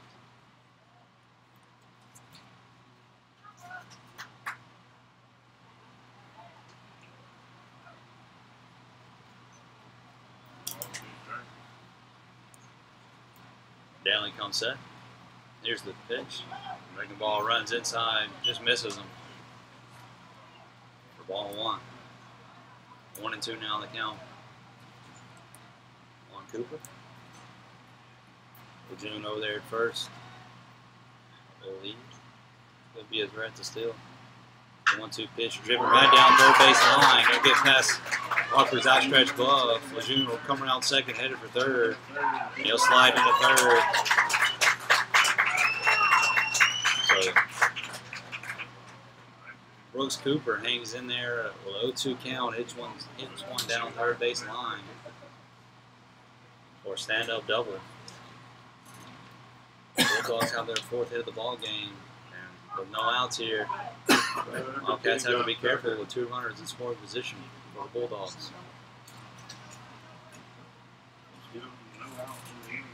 Still no outs. That brings up right fielder Michael Brown.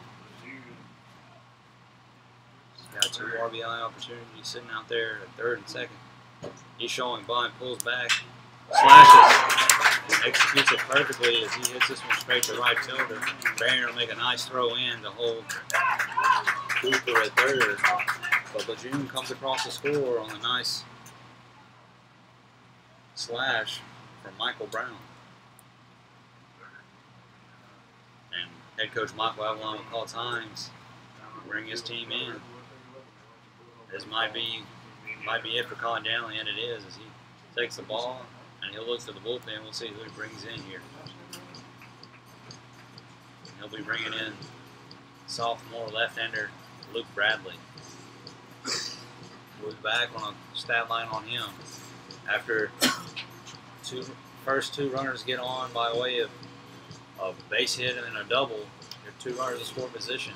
After the slash by Brown, Lejeune comes across the score and Cooper's at 3rd. Brown's at 1st. Runners in the corners with no outs. Here in the bottom of the 2nd. 1 run's already come across. We'll be back to listen to Pro River Baseball.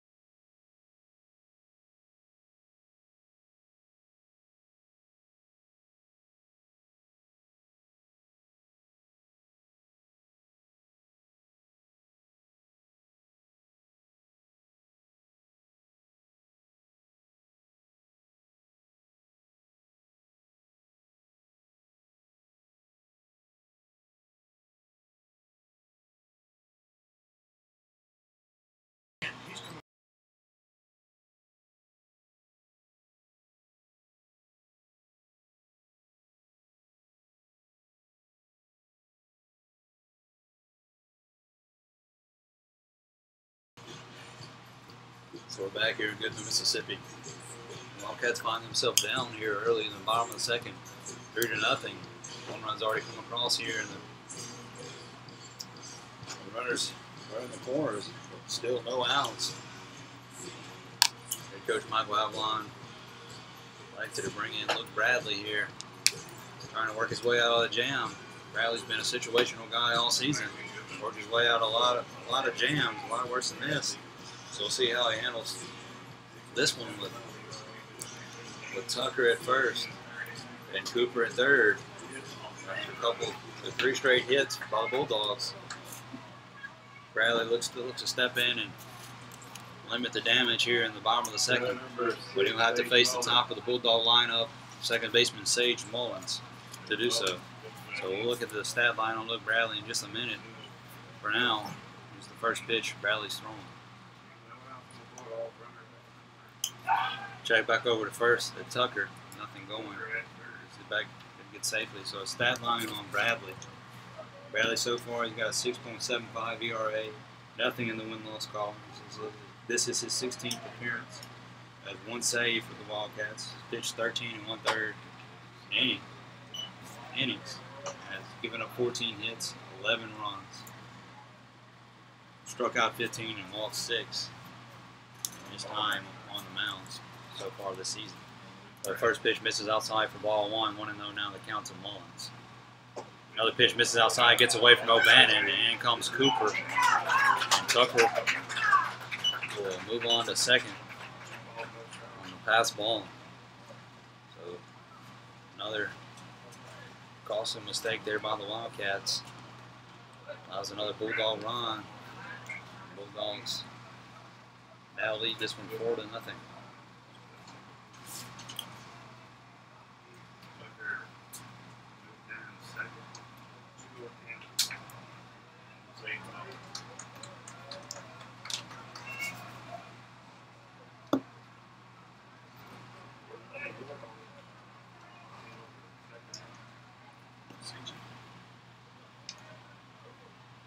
Here's the first pitch. Another pitch outside, gets away from O'Bannon, and Tucker will advance to third. He still can't find it. Tucker was threatening to come on home, but they hold him at third as O'Bannon finally finds the ball. So there's still no outs. A runner at third, 3-0 count to leadoff hitter Sage Mullins. Top of the lineup, Sage Mullins.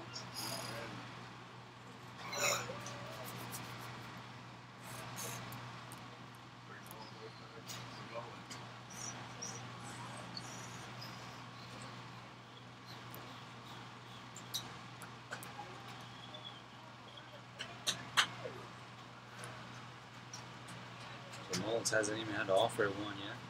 Bradley's thrown 3 straight pitches outside. 3-0 pitch, another pitch. That pitch catches the outside part of the strike zone for strike 1, so 3-1. Now the count. Mullins.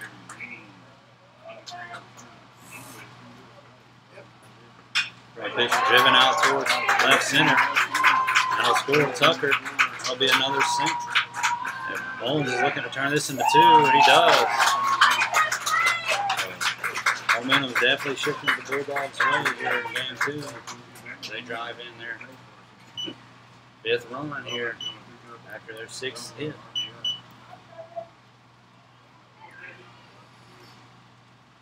They definitely found the ball. They're seeing the ball better here in game 2 so far through this one.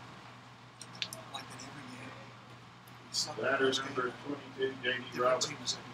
That'll bring up the center fielder J.D. Roberts. With Mullins out there in scoring position at second.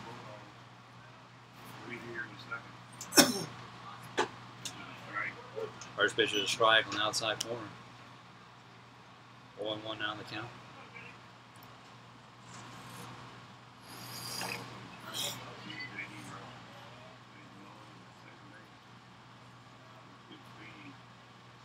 Pitch as Bradley comes set out of the stretch. Misses outside for ball 1, 1-1 now in the count.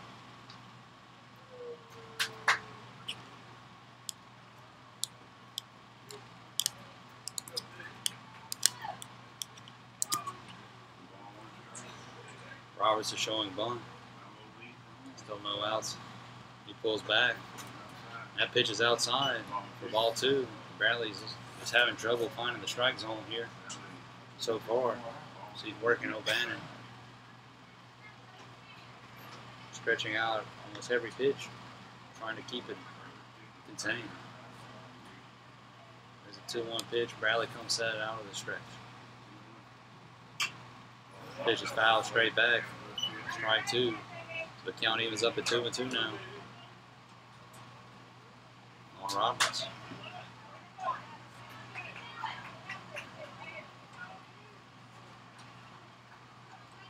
Bradley shows up the rubber, looking for the signal from O'Bannon. Trying to get into a rhythm here. Come set, look back at Mullins. Here's the 2-2 pitch. Called off to hang in there by Roberts. But Bradley would love a strikeout here to get at least the first out of the inning and hold Mullins where he is. 2-2 pitch coming from Bradley. Have to wait a little bit for it.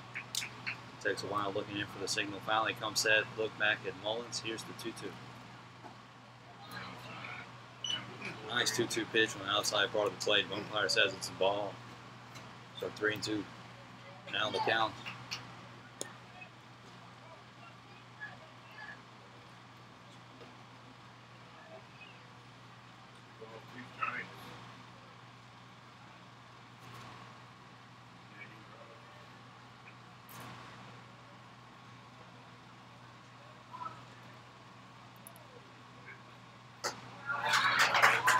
Ball's outside for ball 4, and Bradley walks J.D. Roberts. So the Bulldogs have a runner at first and second, still with no outs, and head coach Michael Avalon will walk out to the mound. This probably might be it for Bradley. It will be. See what they bring in here.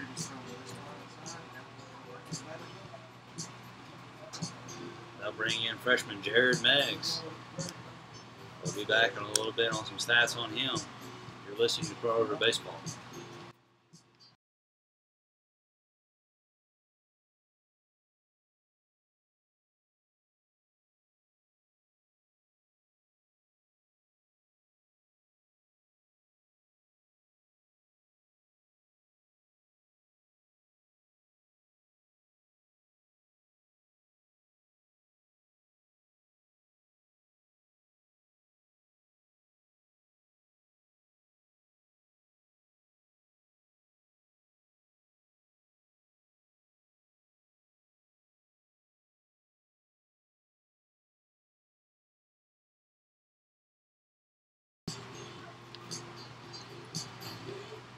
So we're back here. Wildcats have elected to bring in a new pitcher in Jared Meggs, freshman out of Kosciuszko, Mississippi. Went to Kosciuszko High School. He's pitched well for the Wildcats so far this season. Quick stat line on him. Meggs has an ERA of 4.30, a win-loss record of 1-0. This is his 17th appearance on the season. All of his innings pitched have been out of relief effort. He has 3 saves on the season, pitched 23 innings, given up 16 hits, 14 runs, 15 walks, and struck out 22 in his freshman campaign so far. Right-handed pitcher has done well. He throws from about 3/4 position, and he does it well for the Wildcats. And he'll come into this game expected to shut down the little bit of momentum the Bulldogs have swinging their way. They lead this one 5-0. 3 runs have already come across here in the bottom of the second. Still no outs, and 2 men on.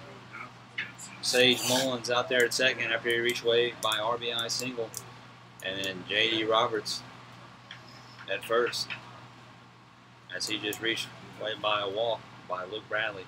So Meggs will step in. Here's the first pitch. This was in the dirt. Mullins toes over to third. O'Bannon makes the throw. The Mullins is there in time. Throw from O'Bannon wasn't quick enough. So Cole Johnson won't even have to worry about the sack bunt here. as the pass ball from Jared Meggs gets the job done. So the infield, Wildcat infield, will work its way onto the grass here, trying to limit the damage from the Bulldog team. Johnson shows bunt, but pulls back, but it doesn't matter. Strike anyway. 1-1 now in the count. Meggs in a tight jam here. Love to find a way out of it. So 1-1 pitch from Meggs, showing bunt is Johnson. Pops this one up down first base line, but too quick for Landry to get over there to it. It'll fall in foul territory for strike 2, so we'll see how Johnson approaches this one. Here with a 1-2 count on it. Still no outs here in this inning. 2 runners in scoring position for the Bulldogs. Meggs comes set. Here's the 1-2 pitch. Swung on, fall back, fouled back behind the plate. So Johnson remains in there.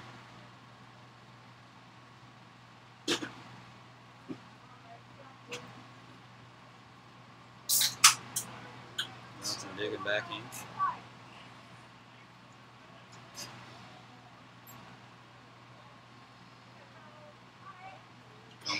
Coming set is Meggs. Here's the pitch. Pitch is outside. Ball 2, so the count evens up at 2-2 now.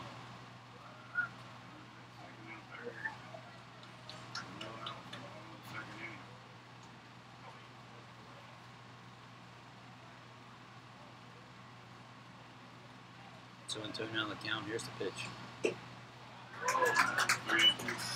Misses the strike zone for ball 3, so just like that. Counts full. Cole Johnson. Full count to Johnson. Meggs definitely don't want to walk him here with the bases loaded. And the cleanup guy, Matt Warren, on deck.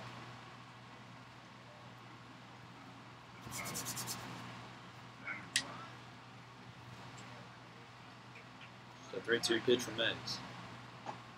Blowing outside in the dirt, but Johnson reaches first by way of walk. We'll take that. That brings up cleanup hitter Matt Warren, pitcher for the Bulldogs. Yeah, he had one of the only 2 hits in game 1 for Holmes. He steps in with a big spot here with bases loaded and no outs. Here's the pitch from Meggs. First pitch is outside. Ball 1, 1-0 now on the count.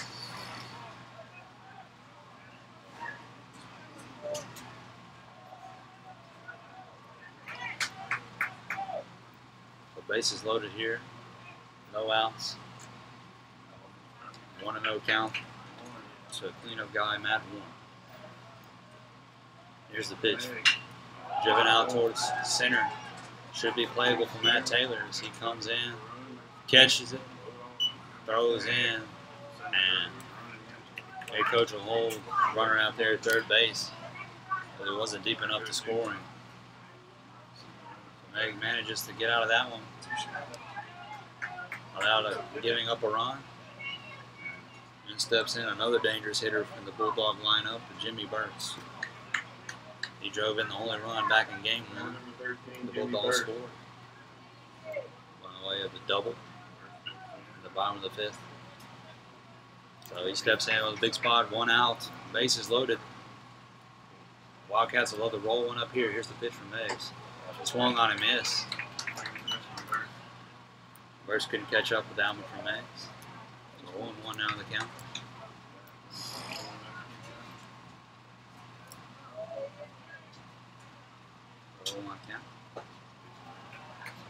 Low and outside for ball 1. 1-1 now the count.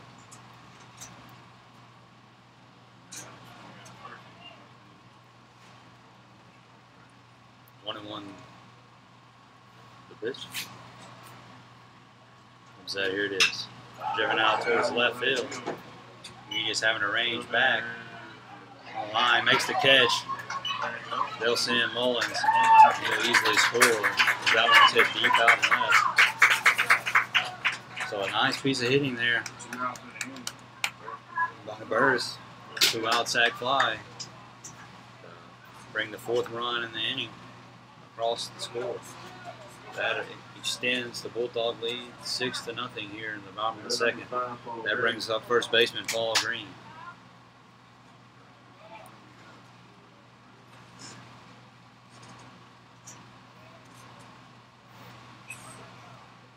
So first pitch from Jared Meggs, nice one, right across the plate for strike 1.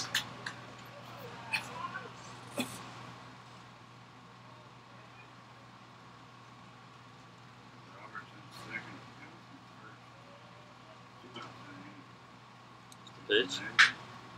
Hit out towards shortstop. Derek Everly's there to make the play. Throw it to first. Is in time for out number 3. So Jag Meggs comes in, does a good job of limiting the damage and finding a way out of it. And that started by Colin Danley and added on to by Luke Bradley. Meggs cleans it up with limited damage. But not before the Bulldogs can score 4 runs in the bottom of the 2nd, making their lead a 6-0. We'll be back. You're listening to Pro River Baseball.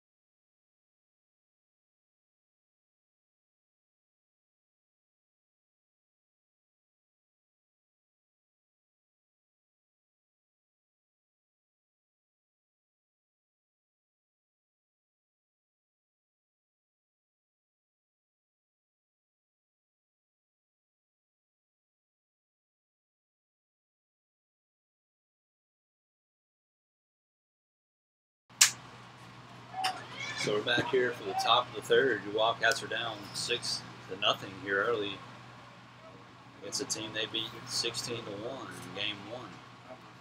So, tables have turned here against the Wildcats, and Luke Harper will step in to lead off this one. So he watches first pitch high, ball for ball 1. 1-0 now the count to Harper.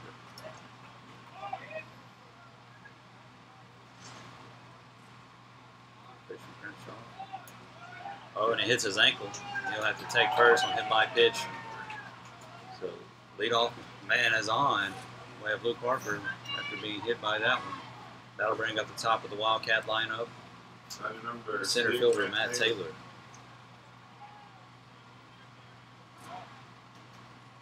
Taylor reached by way of single back in the top of the 1st and was later thrown out trying to steal 2nd.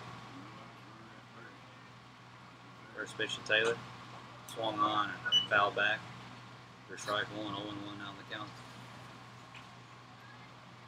It's the redshirt freshman.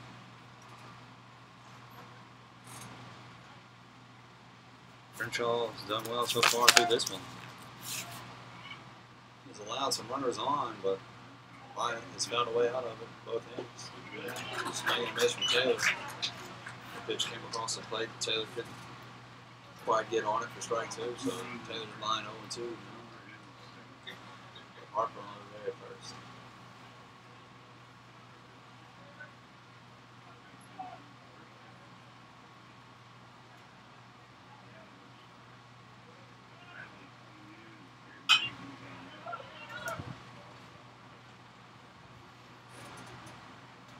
They just fouled off for Taylor to remain in there. Count remains 0-2 to Matt Taylor. Taylor digs back in. Crenshaw comes set, throw back over to first. Not in time as Harper's able to slide in safely.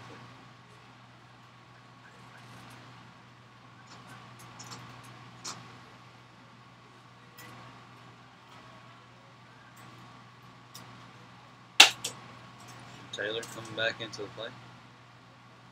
The pitch. Dribbled over down third base line, but fouled, so Taylor hangs in again with that one. Count remains 0-2.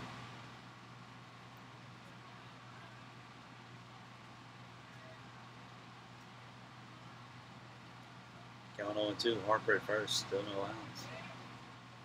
It's the 0-2 pitch from Crenshaw. Blowing in the dirt. Harper's able to take second. Warren still can't find it. Finally does. Harper takes second on the play. Taylor watched that one go by. Now goes to 1-2.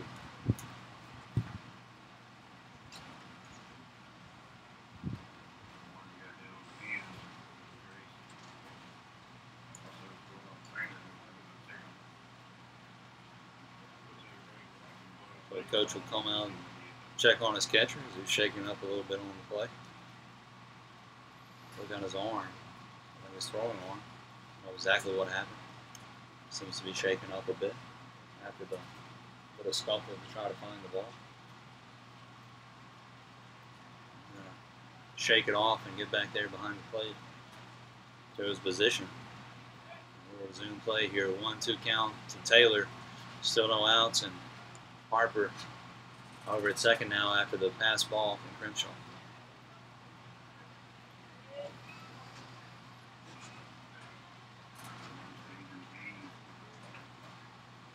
So Crenshaw steps back on the mound and toes up the rubber. Out of the stretch, gets ready for the 1-2 pitch. Comes set, look back at Harper once more. Here's the 1-2 pitch. Driven right back up the middle by Matt Taylor. A hit. That'll be enough to bring in Harper around third to score. So Taylor scores Harper, RBI single. So the Wildcats score their first run here in game 2. They start their quest to come back here from 6 runs down, now 5. So after that, Bryson Medius will step into the box.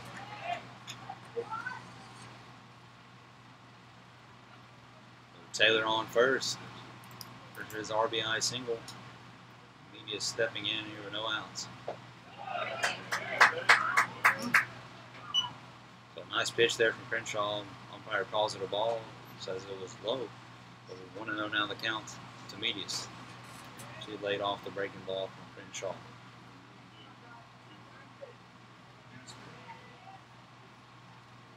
Crenshaw comes set, look over at Taylor. Medius drives this one out and right. Falls in the infield grass. Taylor around second, headed for third. He'll be in third easily. And the Wildcats have runners in the corners here with still no outs. That's now the second hit in a row. Coach Dupont will call times, head out to the mound. Talk things over with his team after 2 straight hits from the Wildcats. And now a runner in scoring position. We'll be back. You're listening to Pro River Baseball.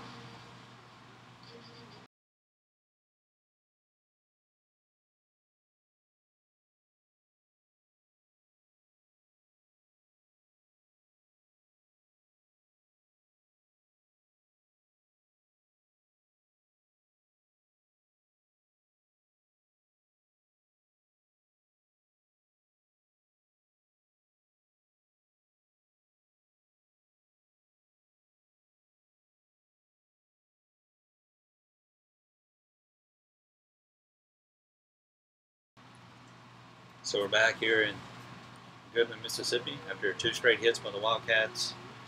Coach Dupont will head out to the mound, talk things over his team, and he did so. Hopefully he's got things under control. Football team, as he thinks.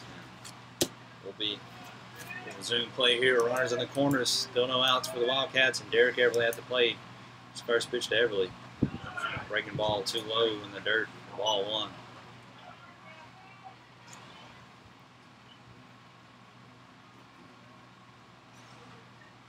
1-0 count. Wildcats scored their first run if you're just joining us. It was earlier in this inning after an RBI single from Taylor. Drove in Harper to score from second. Wildcats are down 6-1 here in the top of the third. Let's fight back though. Bulldogs, a big swing of momentum at the bottom of the first and second at the plate. Here's the 1-0 pitch. Strike at the knees.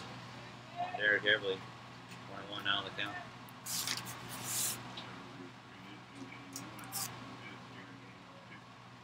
2-1 now the count's Everly.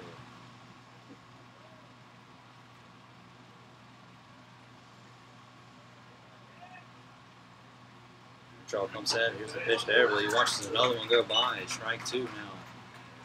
The count evens up at 2-2.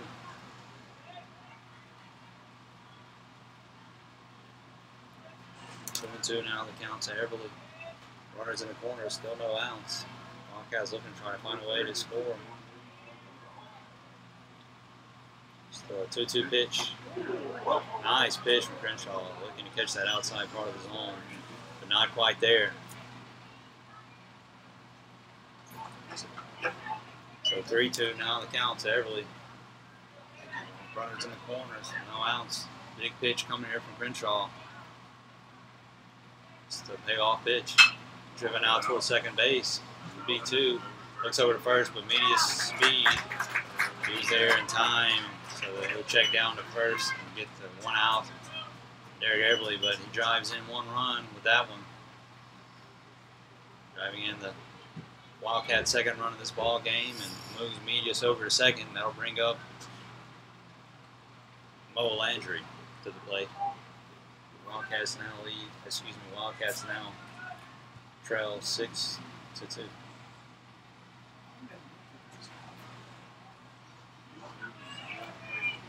So Landry steps in with 1 out. Medius out there in scoring position at second. He could score easily on a base hit. Pitch to Landry. Drives this one, kind of caps this one over to first base side. First baseman has trouble with it. Tosses the pitcher just in time to retire Landry for the second out of the inning. So now with the Wildcats wanted there, and they're power hitting first baseman, caps one just down the first base line for easy out. But nonetheless, it moves Medius over to third, make it a little bit easier to score Barron if he can get the score for Barron to score him. If Barron can get it down. 2 outs, you have to have something. A base hitter, you have to have score him off a single. So here's the first pitch to Barron. Low into the dirt, kind of gets away from catcher, and it's far enough away for Medius to come in. And catcher trying to make an attempt to throw it back, but Medius will come in to score. So,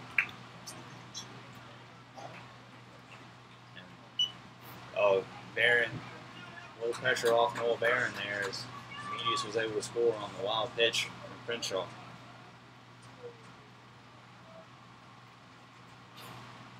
The Wildcats now trail by 3 runs. They've got a little momentum going here in the top of the third. They're going to need to continue that. Find their way back in this ball game. So 1-0 count now after the wild pitch. Barron drives this from the third, or follows it over to third base. Third baseman there to make the play. In time for out number 3. So we headed to the bottom of the third. Holmes leads this one 6-3. Jared Meggs headed back to the mound for the Wildcats. We'll be back. You're listening to Pearl River Baseball.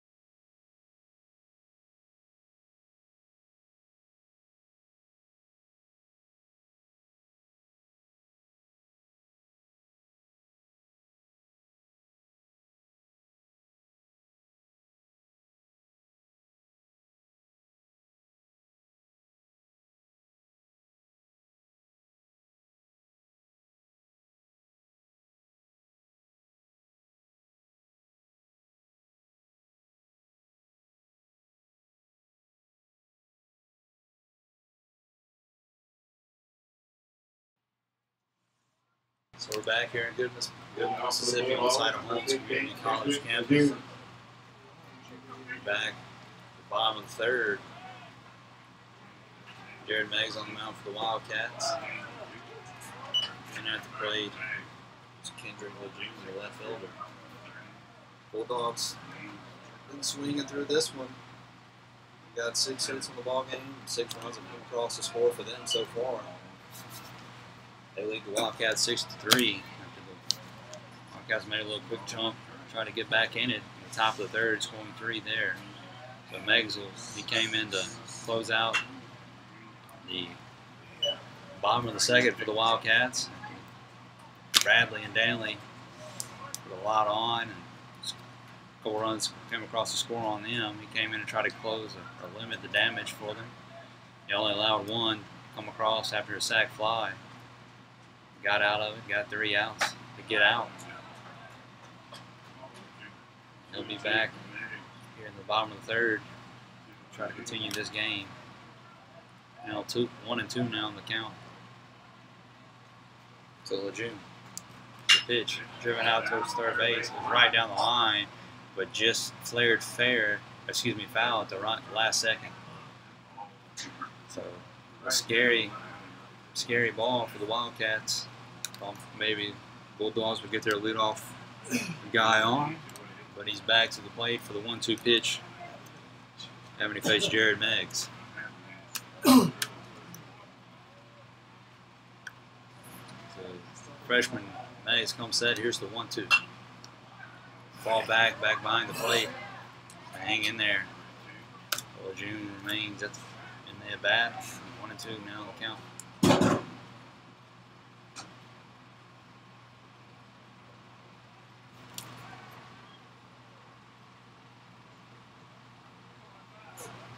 So 1-2 count to Lejeune. Meggs. Excuse me, 2-2 count to Lejeune. Meggs shakes off the signal. Here's the pitch. Dribble down third base line once again. So Lejeune hangs in there. 2-2 count. And Meggs coming up. The 2-2 pitch. Meggs comes set. Here's the pitch. Another foul over the third base dugout. Remain in it, so Lejeune's just fighting them off left and right. Hang in there. 2-2 remains to count. To Kendrick Lejeune, the left fielder. Here's the pitch for Meggs. Nice pitch. High, apparently, for ball 3. So count runs full. 3-2. Finding setting up a nice at bat here to lead off the bottom of the third. Meggs him up to find a way to sit him down. Here's the pitch. Hit to the second baseman again. He's going to take a hop right to him. Throw over to first. He's on time for out number 1. So, nice at bat there from Kendrick Lejeune to lead off the inning. But ultimately he's retired. Ground out to second baseman Scooter again. So that brings up third baseman Brooks Cooper for the plate. Meggs comes set out of the lineup. Here's the first pitch. First pitch is a high strike. Nice pitch there from Meggs to get ahead. 0-1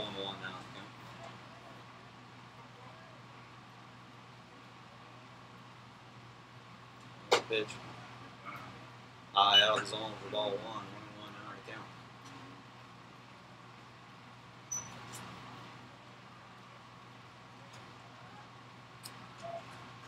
Meggs comes set over. Nice pitch at the knees on the outside corner for Jared Meggs. Get ahead 1-2. But Meggs may have found his rhythm here. 1-2 now in the count to Brooks Cooper. Here's the pitch. Barely fouled off to hang in there. Cooper will remain at the plate. The 1-2 count still on.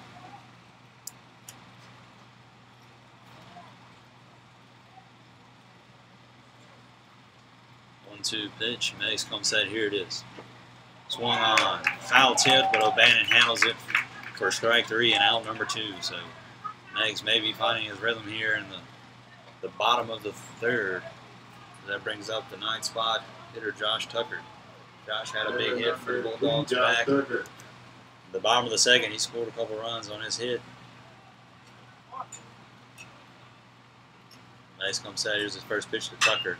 Tucker drives this one out towards right field. On a bounce. Hit the wall. Tucker's running at first, headed for second. And he's in there with a 2-out stand-up double. So again, Tucker finds his way home. He had a single to score 2 back in the bottom of the second. And they're a big 2-out double to extend the inning for his team. Order for number 6, Sage Mullen. That brings up the top of the Bulldog lineup, second baseman Sage Mullins. Mullins scored a run earlier in this one, back in the bottom of the first and second, 2 runs actually. So Meggs comes set. Here's his first pitch to Mullins with a little bit of speed out there and the base pass at second, and Josh Tucker. First pitch misses high for ball 1. 1-0 down the count to Mullins. Nice comes set out of the stretch. Here's the pitch. Outside for ball 2. The Meggs falls behind here 2-0. With a runner in score position. Wildcats definitely want to limit how many runs they give up. This is a quick 7-inning game. Here's the pitch.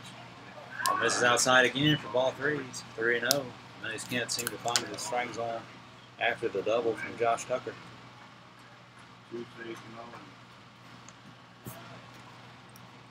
3-0 count. Nice comes set. There's the pitch. Outside again for ball 4. So 4 straight balls come from Jared Meggs to walk Sage Mullins here after the 2-out double by Josh Tucker. And just like that, the Bulldogs have 2 men on with 2 outs in the bottom of the third. And center fielder J.D. Roberts stepping up to the plate.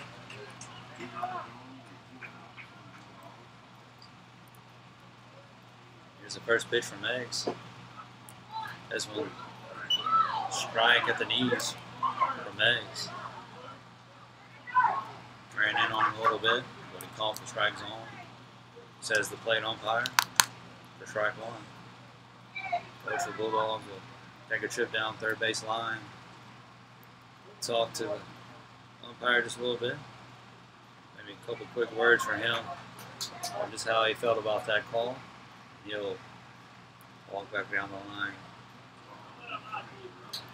to his coaching position.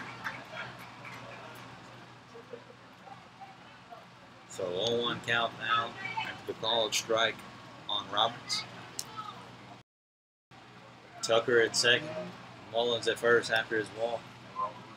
2 outs here in the bottom of the third. Here's the 0-1 pitch. Outside part of the plate for strike 2. 0-2 now in the count.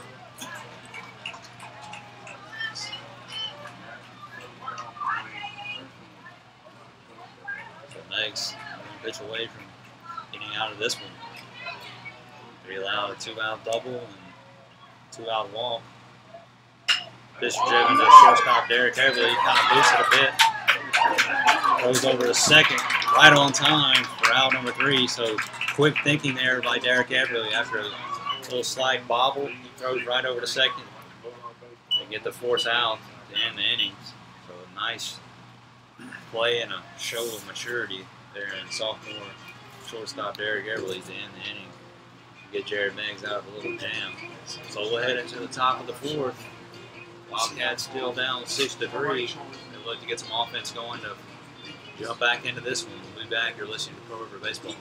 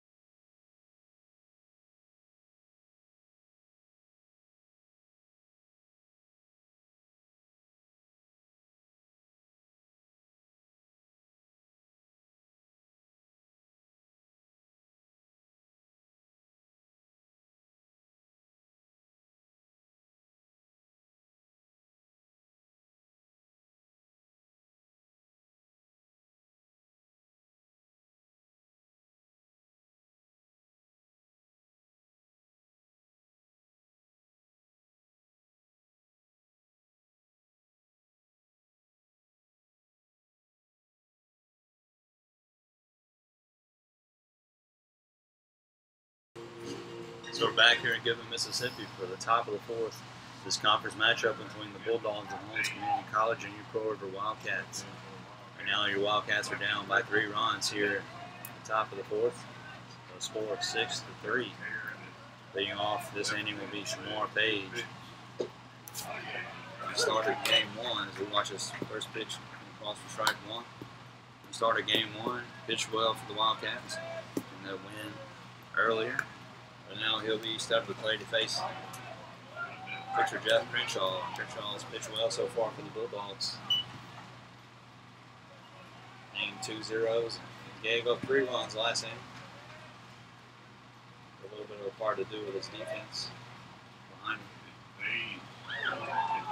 So the 1-1 pitch, the breaking ball, it comes in and catches Page. So just like last inning, this one will, just like last top half of the inning, this one will start with a hit by pitch.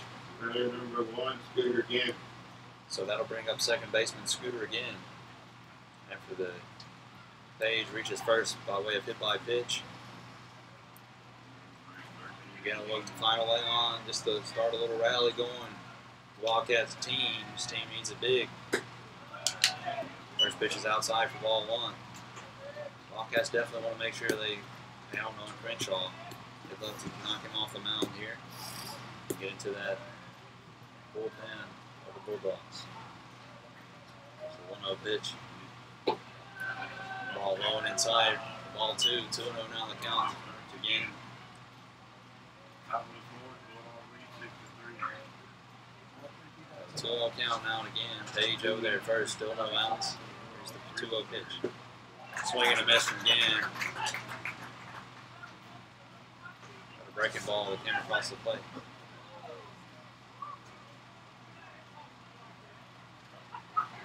2-1 now the count. To Scooter again.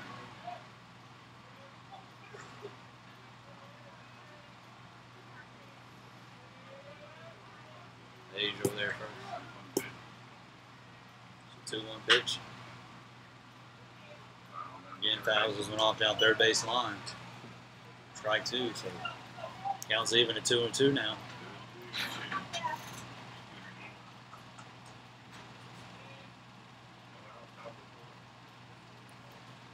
2-2 counts again. No outs. Page at first.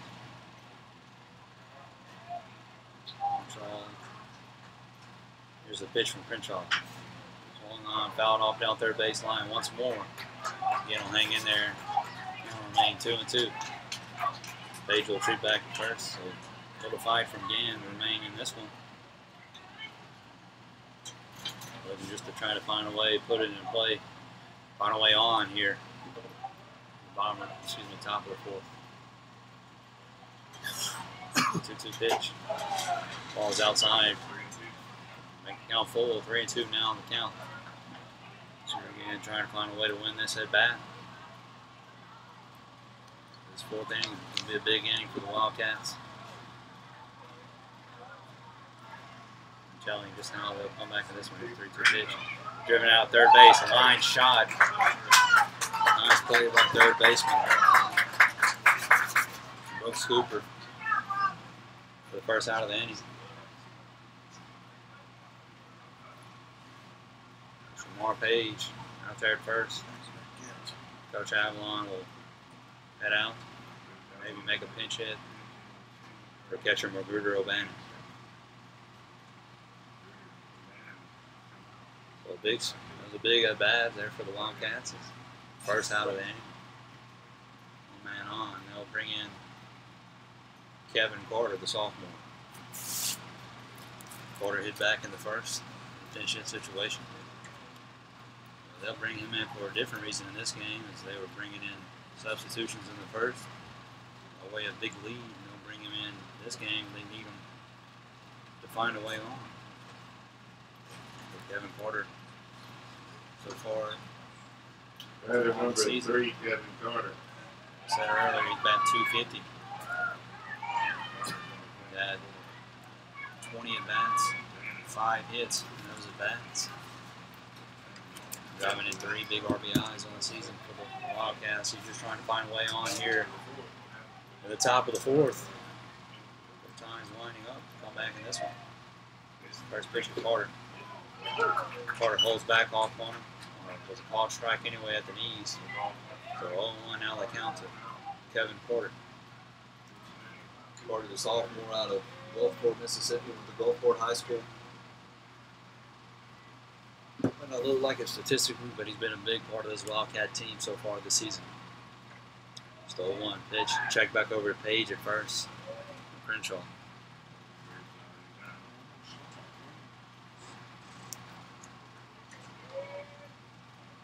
Crenshaw steps back on the mound. 0-1 count. There's the pitch. Breaking ball, drops in over the strike zone for strike 2. 0-2 down the count to Carter.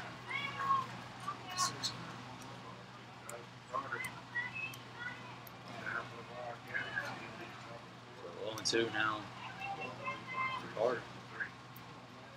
Here's the pitch. Nice 0-2 pitch there from Crenshaw, but Carter wasn't offering at it, so first ball, 1-2 now in the count. Carter just trying to find a way to fight on. Page over at first, 1 out. It's a 1-2 pitch to Kevin Carter. Low and in the dirt. Warren handles it out in front of the plate. Low Page at first. So count evens up at 2-2 now. Carter digs back in. 2-strike approach here with 1 out and 1 man on. 2-2 pitch. Breaking ball on the outside part of the plate. Warren sort of faked like he was going to throw down, check on Page, but didn't go as Page was back safely. So after an 0-2 count, Carter fights back. Runs this one full, 3-2. We'll see how he's going to fight to try to find a way on here with 3 balls and 2 strikes. Here's the full count pitch. Swing and miss straight through it for the second out of the inning. So Crenshaw found a way to get the out there. It's Carter. So that'll bring up freshman Luke Harper to the plate. 27, Luke Harper. He started this game playing third base. 2 down. 2 outs. Shamar Page out at first. A breaking ball inside. Misses. The ball 1-0 now the count. Harper reached first base by way of hit by pitch in his first at bat in this one.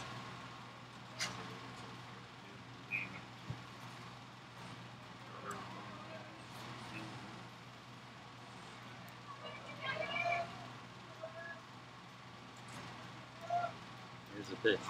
Shows bunt. Harper busts this one down third base. Third baseman got to make a nice play. And Harper sort of surprises the third baseman. Brooks Cooper, as he was playing back, he had to run up and make a nice play on it. So he's not even going to offer a throw over at first base. As Harper's on with a 2-out bunt single. Going to bring up the top of the lineup, Matt Taylor here with Shamar out at second. Shamar Page out at second, and Luke Harper at first. With 2 outs here in the top of the 4th. Taylor's going to step in, trying to find a way to extend this inning. Maybe score Page from second with a hit in the gap.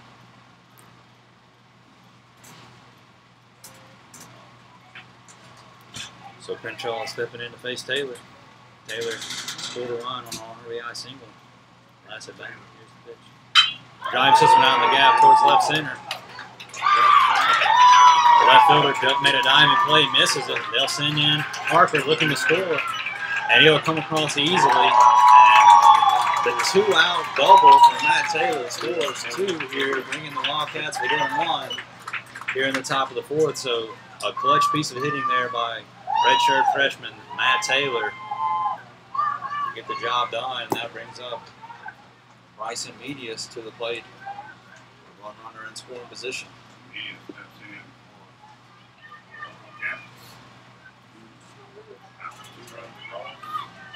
Page reached on to lead the inning. Hit by pitch. Crenshaw sets 2 down in order. Again, and Carter. Then Harper lays down a 2-out infield, 2-out bunt single.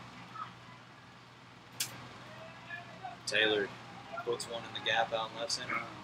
And the dive by left fielder allows Parker to score from first. It's a one-run ball game now. Medius, watch the first pitch go by, first strike. 1-1 now that counts to Bryson Medius. Taylor's got the speed to score on a hit here. Medius trying to find a way to tie this one up. Medius hits one out towards center. Center fielder coming in. Makes a diving play to save the tying run in the inning. So a nice play there by center fielder J.D. Roberts to end the inning and allow the Bulldogs to hold on to their one-run lead. We'll head into the bottom of the fourth.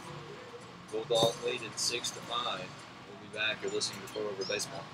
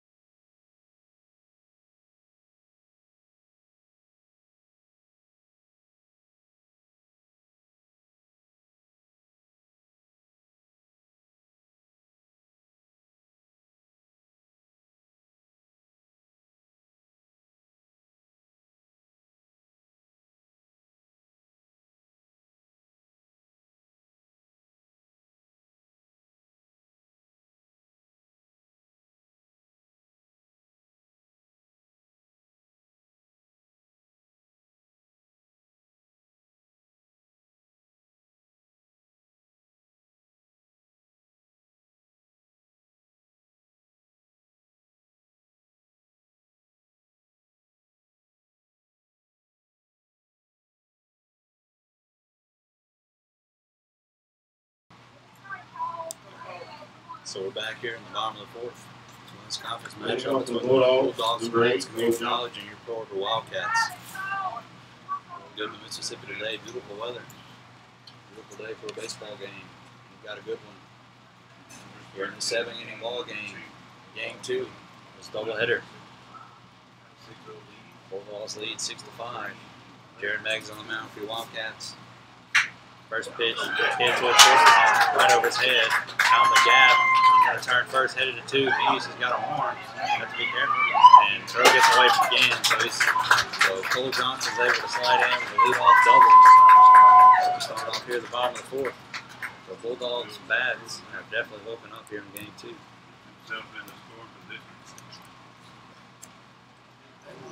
I'll bring up the catcher, Matt Warren. Number 14, Matt Warren.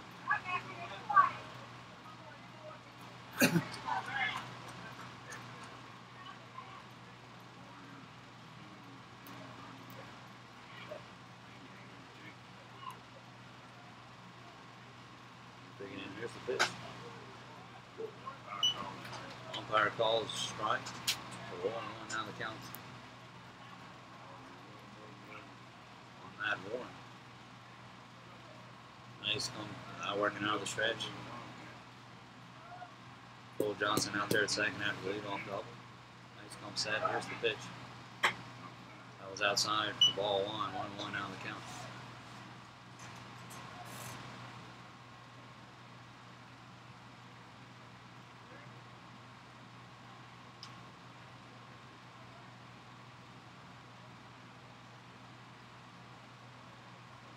Nice come set. Here's the pitch to Warren.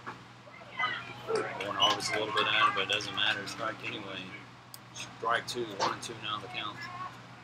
To Matt Warren. Meggs definitely wants to be careful how he pitches to Warren here. He's the cleanup hitter. Got runner in scoring position in Cole Johnson out there at second. So 1-2 pitch.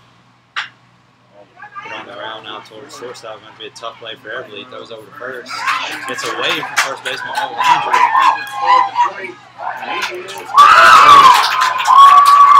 Cole Johnson comes in to score on the throw from Derek Everly.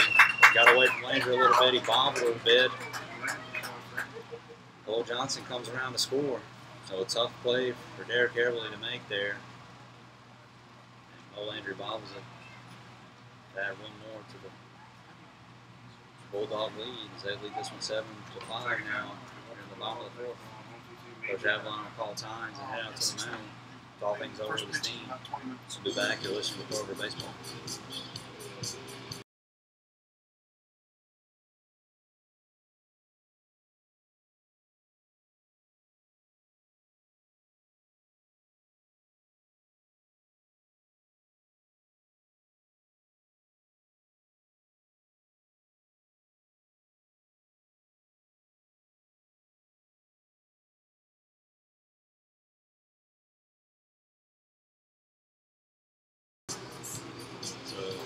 Head coach Mike Avalon's had his talk over with the team.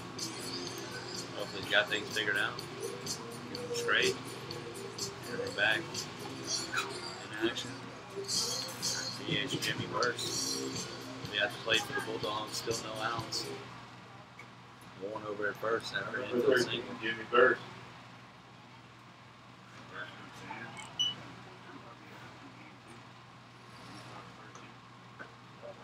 Swung on and missed by Jimmy Burst. Strike one, home one. Now the count.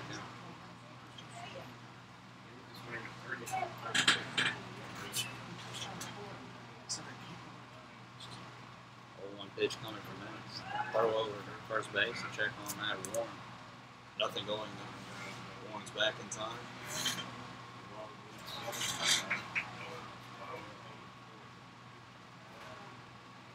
Here's the pitch from Max.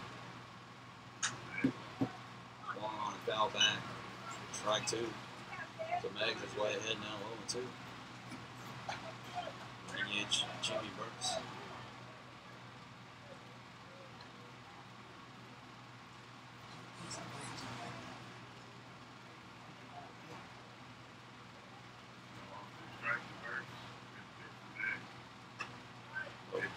Slider comes in, just misses the outside part of the strike zone. A nice 0-2 pitch there from Jared Meggs, but Burks wasn't offering that. So a 1-2 count now on the designated hitter. Here's the pitch. Breaking ball outside, misses once more. Meggs quite fine. Quite fine that spot where he wants to put it, so the count runs even 2-2 now.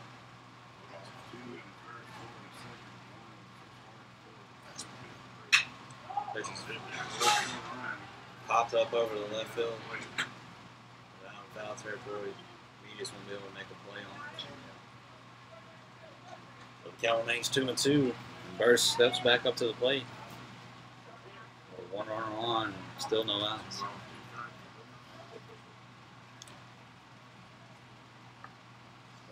2-2 pitch. Swing and a miss from Burst. No strikeout.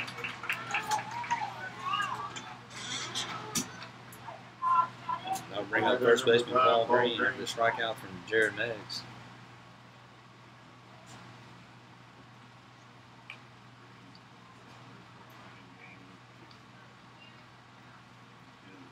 Green digs in here. Meggs out of the stretch, comes set. Throws behind the batter. And Warren will be able to advance to second on the wild pitch from Jared Meggs. So 1-0 now on the count for Paul Green.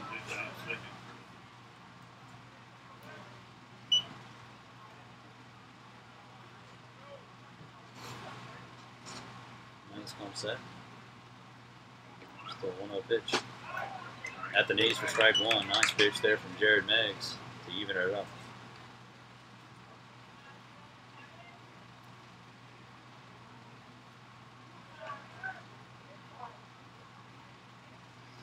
One pitch.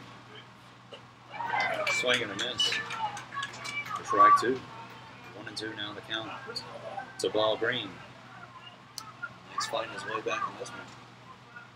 Looking to find a way to hold Warren out there at second. And still get the second out of it. Here's the pitch. Breaking ball runs in, hits Paul Green in the helmet. So that'll bring up Kendrick Lejeune. After Meggs hits Green, we'll put him on.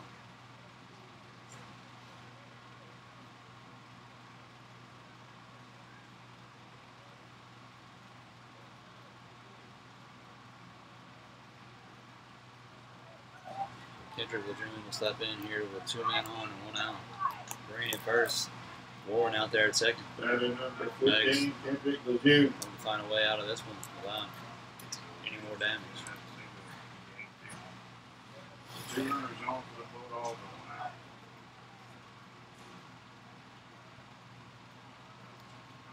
I just want to step off, take things over a little bit. Coach Michael had one all time, head out towards the mound, thought things over with his team. I think this may be it for Jared Meggs.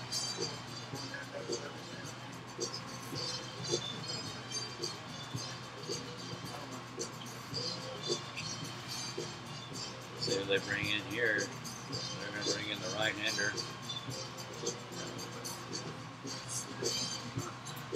The right-hander from Marion County, Colby White.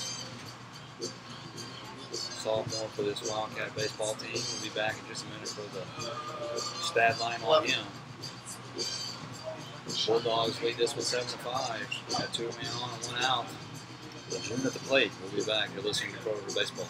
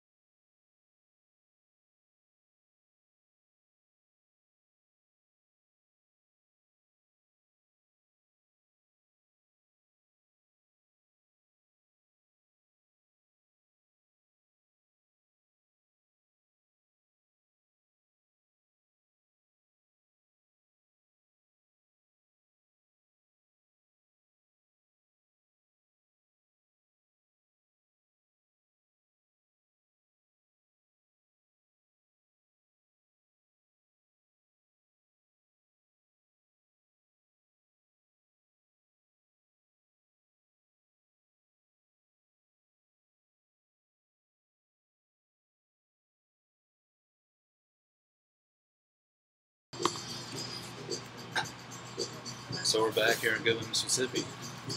Wildcats like to bring in right-handed pitcher Colby White. Try to find a way out of the little jam they found themselves in. Colby White's stat line on him, ERA of 3.14 on the season. Don't let that fool you. He was a starter at the beginning of the season for the Wildcat pitching rotation. He got a couple runs on his ERA there. He has a win-loss record of 4-2. This is his 21st appearance. He has 10 saves on the season. He's pitched 28 2/3 innings. Given up 28 hits, 12 runs, walked 6, and struck out 49. So Colby White on the season's been the closer, the go-to closer for this Wildcat baseball team. He'll step in here in a relief effort during the bottom of the 4th. There's 1 out and 2 men on. Clear count to Kendrick Lejeune, the left fielder. It's the first pitch from White. Call strike on the outside part of the plate. Lejeune didn't even offer at it. Probably just watching it, trying to time up White right here. 0-1 counter.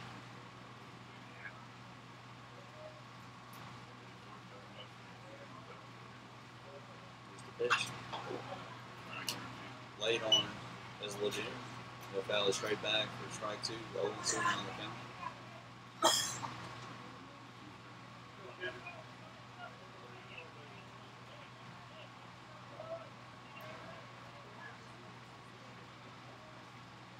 So 0-2 count to Lejeune. Lejeune call time was White was taken a little longer than he may have wanted him to. So he's looking in for the signal. So 0-2 count, 1 out. Warren on second. And Green on first. Here's the pitch. Dribbling off the plate in foul territory.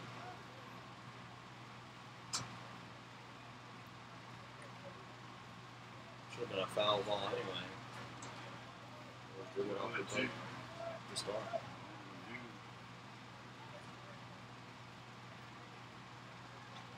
So 0-2 count. 2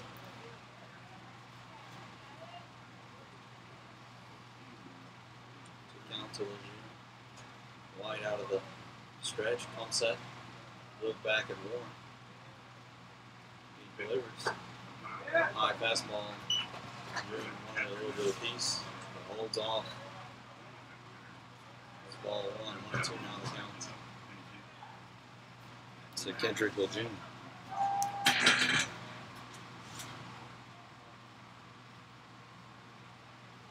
1-2 count.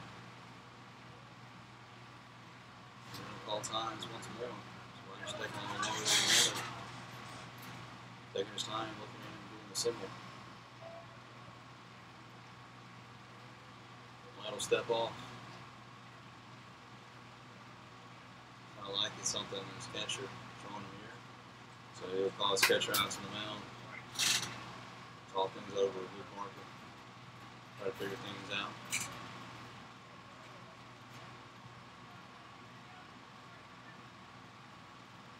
Hopefully they have things figured out here. Marker shots back over to his position behind the plate. 1-2 count now on Lejeune. Wide comes set. It's a 1-2 delivery. Swung on and missed for the out number 2. So a big strikeout there from Colby White as he comes in. Sits down the first guy he sees. There's 2 outs now. One on second and Green on first. He steps in the third baseman, Brooks Cooper. Cooper had a big hit earlier, driving a couple runs for his team. Wide out of the stretch. Here's the first pitch to Cooper. Pops straight up in the infield. Marker receiving. It's going to be out of play. So, not playable for the Wildcat defense. Cooper gets another shot at the plate with a 0-1 count. Thought maybe it was popped up originally. I thought it was going to stay maybe in the infield. Brought it back here towards the press box. There's the 0-1 count now. To Colby White. And step off and look back at Warren. Trying to hold him out there at second. 0-1 the count. Pitch White, here's a delivery. High fastball misses, ball 1. 1-1 now the count.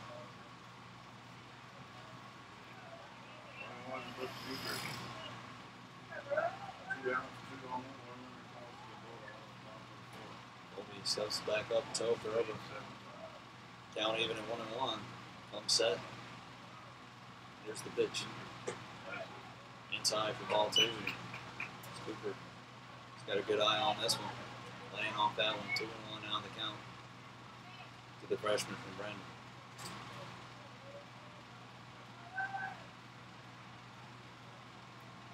White comes set. Here's the pitch. Driven out towards left field, but way foul for strike 2.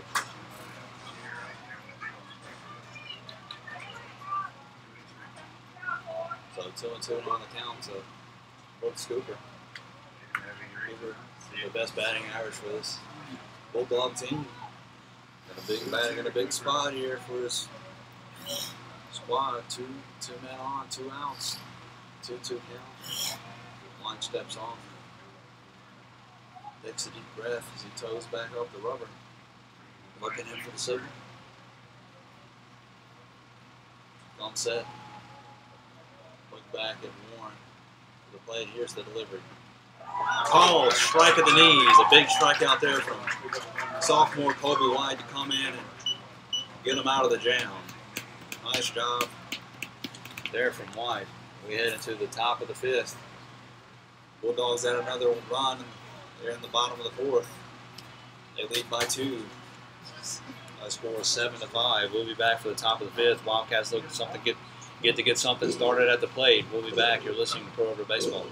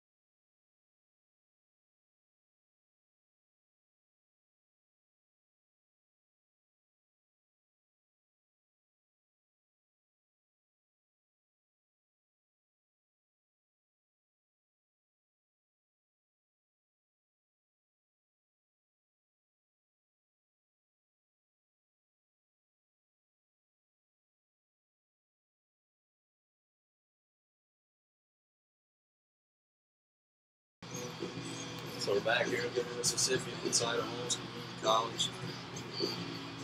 We got a ball game here today, folks. At the top of the fifth, Bulldogs lead this one 7-5. Number 18, Wildcats Derek building a little bit of momentum. They look to find a way back in this one. Leading off inning for the Wildcats will be shortstop Derek Everly. Everly watch this one low for ball one. Starting pitcher for the Bulldogs, Jeff Crenshaw, still out on the mound for them. Pitch count getting high. It's the first pitch, second pitch. Pitch goes to the outside part of the plate for strike two. Excuse me, strike one. 1-1 now the count.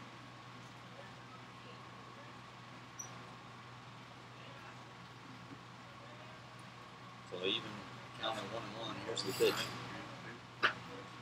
Outside for ball two as everybody lays off that one.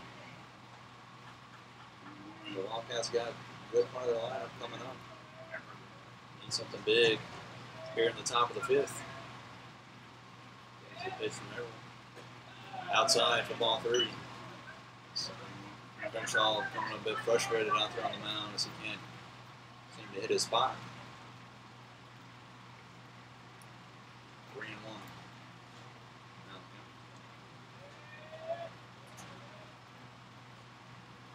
The 3-1 pitch from Crenshaw. And across the plate for strike two. Everly watches it by, so full count. Derek Everly's got a big at bat here to lead off the top of the fifth. Here's the pitch. Everly fouls this one off. Foul right field to hang in there. So 3-2. Remains the count. Everly remains at the plate. He looks to get something started here at the top of the fifth. Full count, here's the pitch. Swung on, hit a third baseman. He fields it cleanly. There's a throw over to first. Pulls him off the bag. So Everly being safe there on throwing error from third baseman. Brooks Cooper. Nice hustle from Derek Everly to get there on time. Nice at bat to push the count full and get one down. So that'll bring up first baseman Mo Landry to the plate.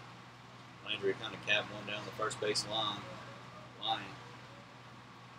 Last at bat, just moving a runner over. So pitch to Landry. He dribbles this one down third base line. It'll roll foul for strike one.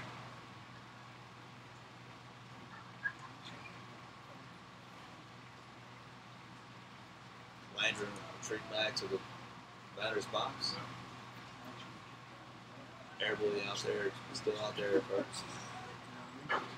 No outs here for the Wildcats. Looking to get something started to start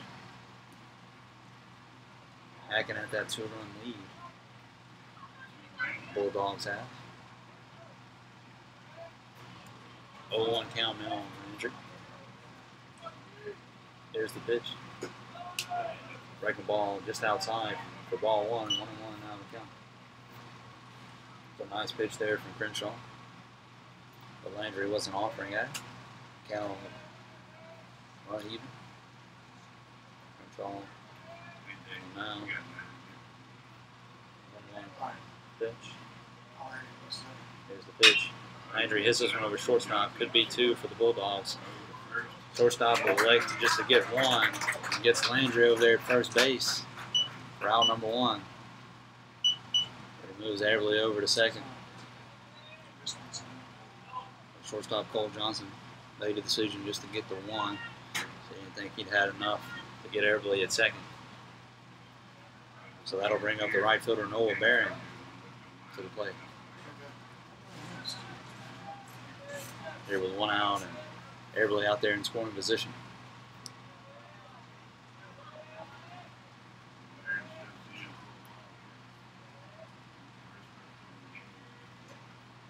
First pitch to Barron. Laid off high fastball for ball one, 1-0. Now the count.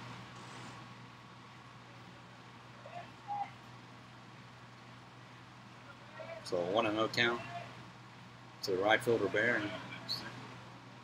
Everly out there in scoring position at second base with 1 out after the ground out by Landry. Here's the pitch. Inside for ball 2. 2-0 now in the count.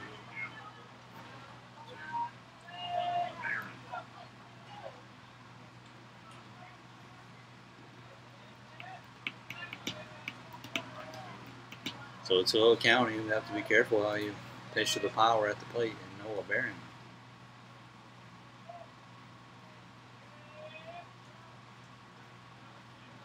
Barron calls time. He's going to step out of the batter's box, strap up his glove, and take a deep breath before he steps back in for the 2-0 pitch from Crenshaw.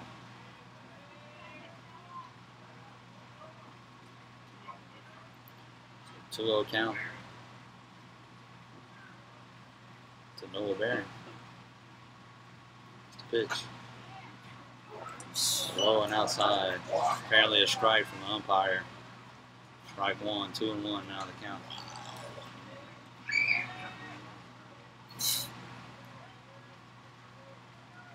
Two and 1.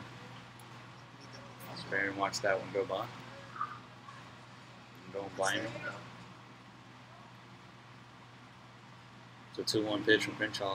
Swung on, hit out towards right field. Deep right fielder's ranging back. He's there to make the play. Everly will tag up from second, heading into third. Kind of booted by second baseman. Everly kind of threatened to come around third as the throw back in got away from the second baseman. But they'll hold him there at third base as Barron's deep fly ball stays in the park, but At least moves Everly over to third. Page will step in here with 2 outs.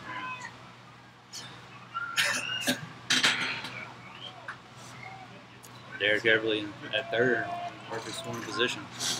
Page is trying to find some outfield grass. First pitch is low and in the dirt. Called strike though.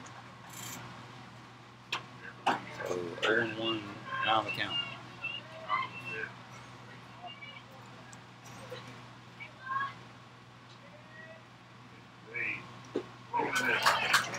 That's there for Page. He falls behind here 0-2 to Crenshaw. Everybody out there at third. Wildcats will have to at least get him in here at the top of the 5th.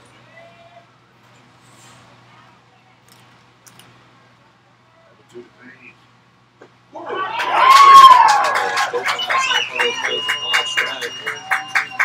Page up to the inning. Leave Everly out there at third. So heading into the top of the 6th. Colby White heading back out to the mound for your Wildcats. Bulldogs lead this one 7-5. We'll be back here listening to Starter Baseball.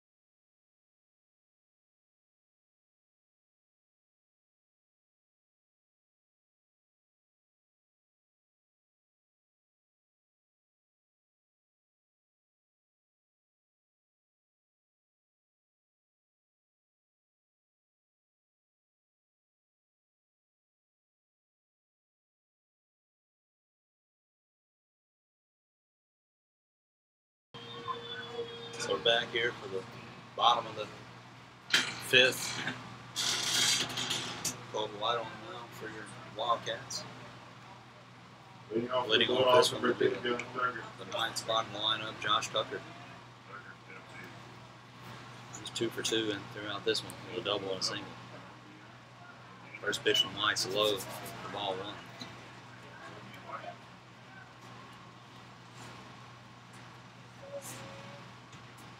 Here's the pitch from White. Runs in and hits Tucker in the leg. The speed from White. A little dangerous. I'm sure that's hurt Tucker a little bit. So he let him stand on the first base line. Seems to be all right. Nonetheless, leadoff hitter from the leadoff batter from the Bulldogs will be on here in the bottom of the fifth. Really?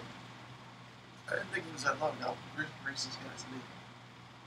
We'll take a little bit of a break here as the trainers will come out and look at Tucker, make sure he's all right as that one ran in and hit his knee. We'll be back. You're listening to Pro Over Baseball.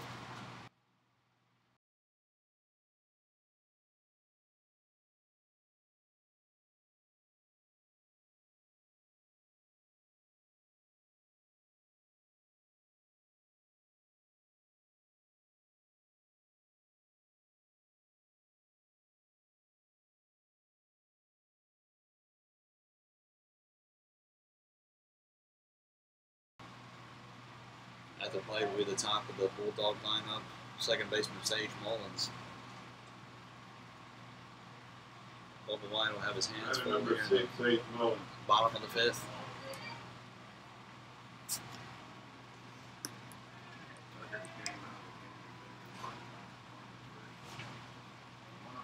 Here's the pitch.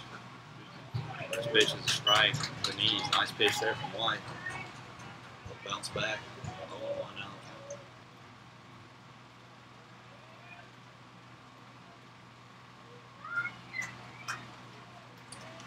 So 0-1 pitch to Mullins. Foul straight back. He reached up trying to find him on the line. Couldn't get all up. Fouled it straight back. So strike 2. 0-2 now the count to Sage.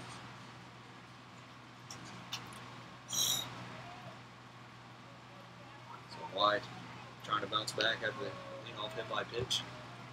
Martin out there at first for the Bulldogs.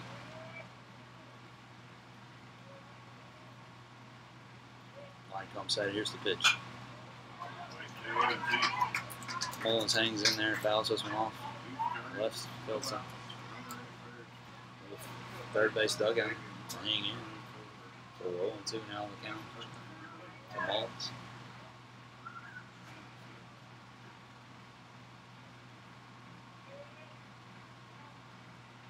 He'll step out and call times.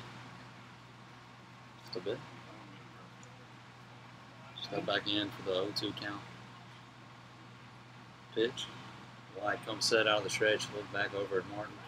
Fires back in to Martin, but not in time as he's able to get back safely. So count at 0-2. White was step back on and toe up the rubber.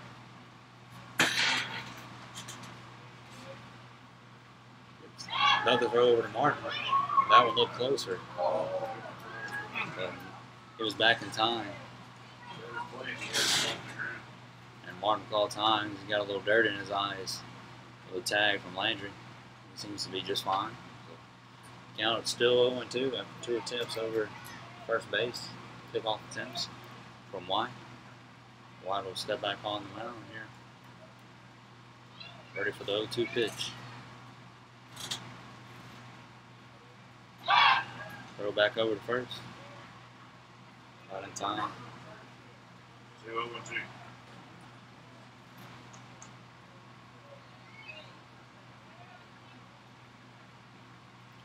Wide. Now once again. Here's a delivery. Breaking ball. Falls in. It's going to be kind of out no man's land, but Derek Everly's there to make the play. Crowd number 1. So nice play from Everly to range back and find that one.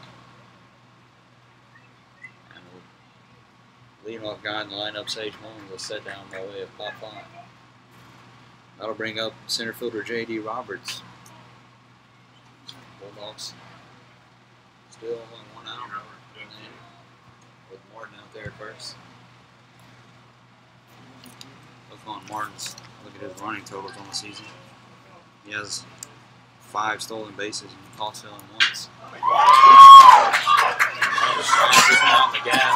This is probably going to score one. Be a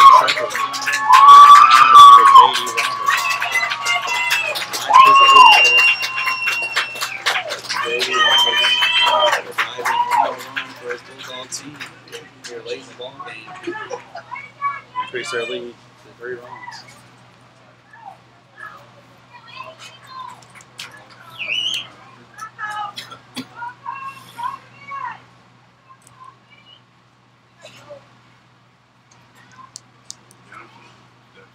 So the infield is in here with 1 out and a runner on third.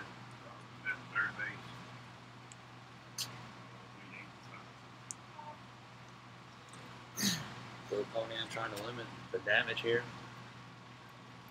Cole Johnson will be at the plate. He's showing bunt. Pulls back to slash. Ball in it, strike in at the knees. Strike 1 against Johnson. 0-1 down the count. Whole infield in on the grass.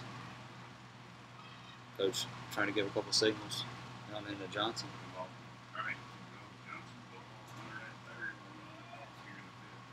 He's showing bunt. The White comes set. Throw in, he pulls back, trying to slash. Fouls this one back over. He was late on it. So 0-2 now in the count to the shortstop, Cole Johnson.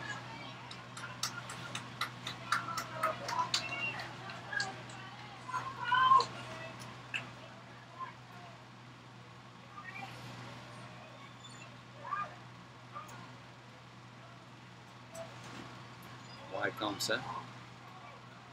Throw to a pitch. Outside for ball 1. Probably not trying to come in there to Johnson. In the third spot, big hitter for the Bulldogs.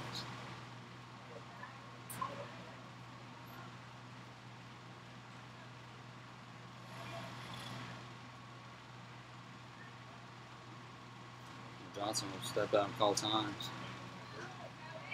1-2 count.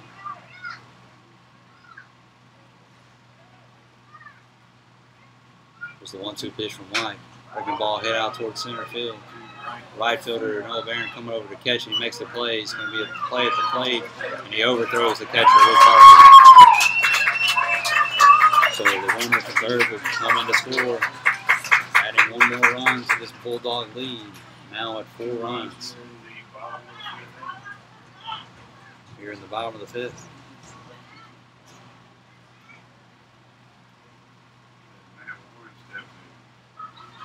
That brings in the cleanup guy and catcher, Matt Warren. So no one in the base. The bases for the Bulldogs. 2 outs. It's the pitch from White. First pitch is a strike. To Warren. 0-1 the count.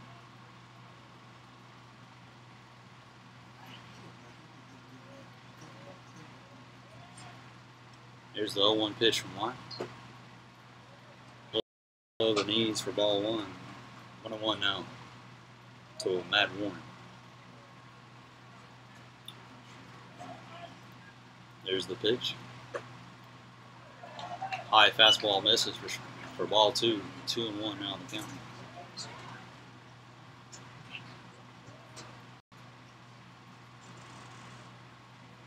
There's the pitch. High and outside for ball 3. So 3-1 now the count to Warren. Catcher Luke Harper will call times and trot out to the mound and talk things over with Colby White.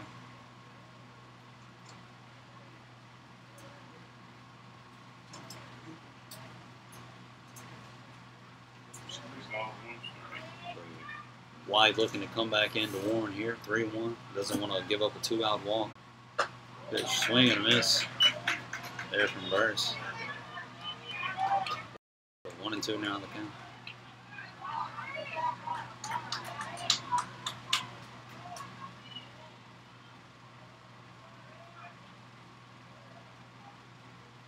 White comes set. 1-2 pitch. Foul straight back.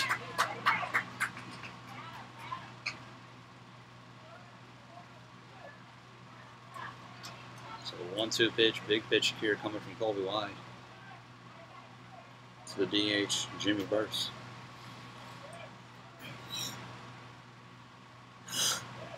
Come set. Here's the delivery. Breaking ball. Hit towards second base. Scooter Gandy kind of bobbles it off his chest. Throw it to first. It's still on time, though, for out number 3. So, big inning for the Bulldogs. They scored 2 runs here late in the 7-inning game to extend their lead 9-5. He's back for the top of the 6th. Wildcats look to get something going at the plate. Find a way back in this one.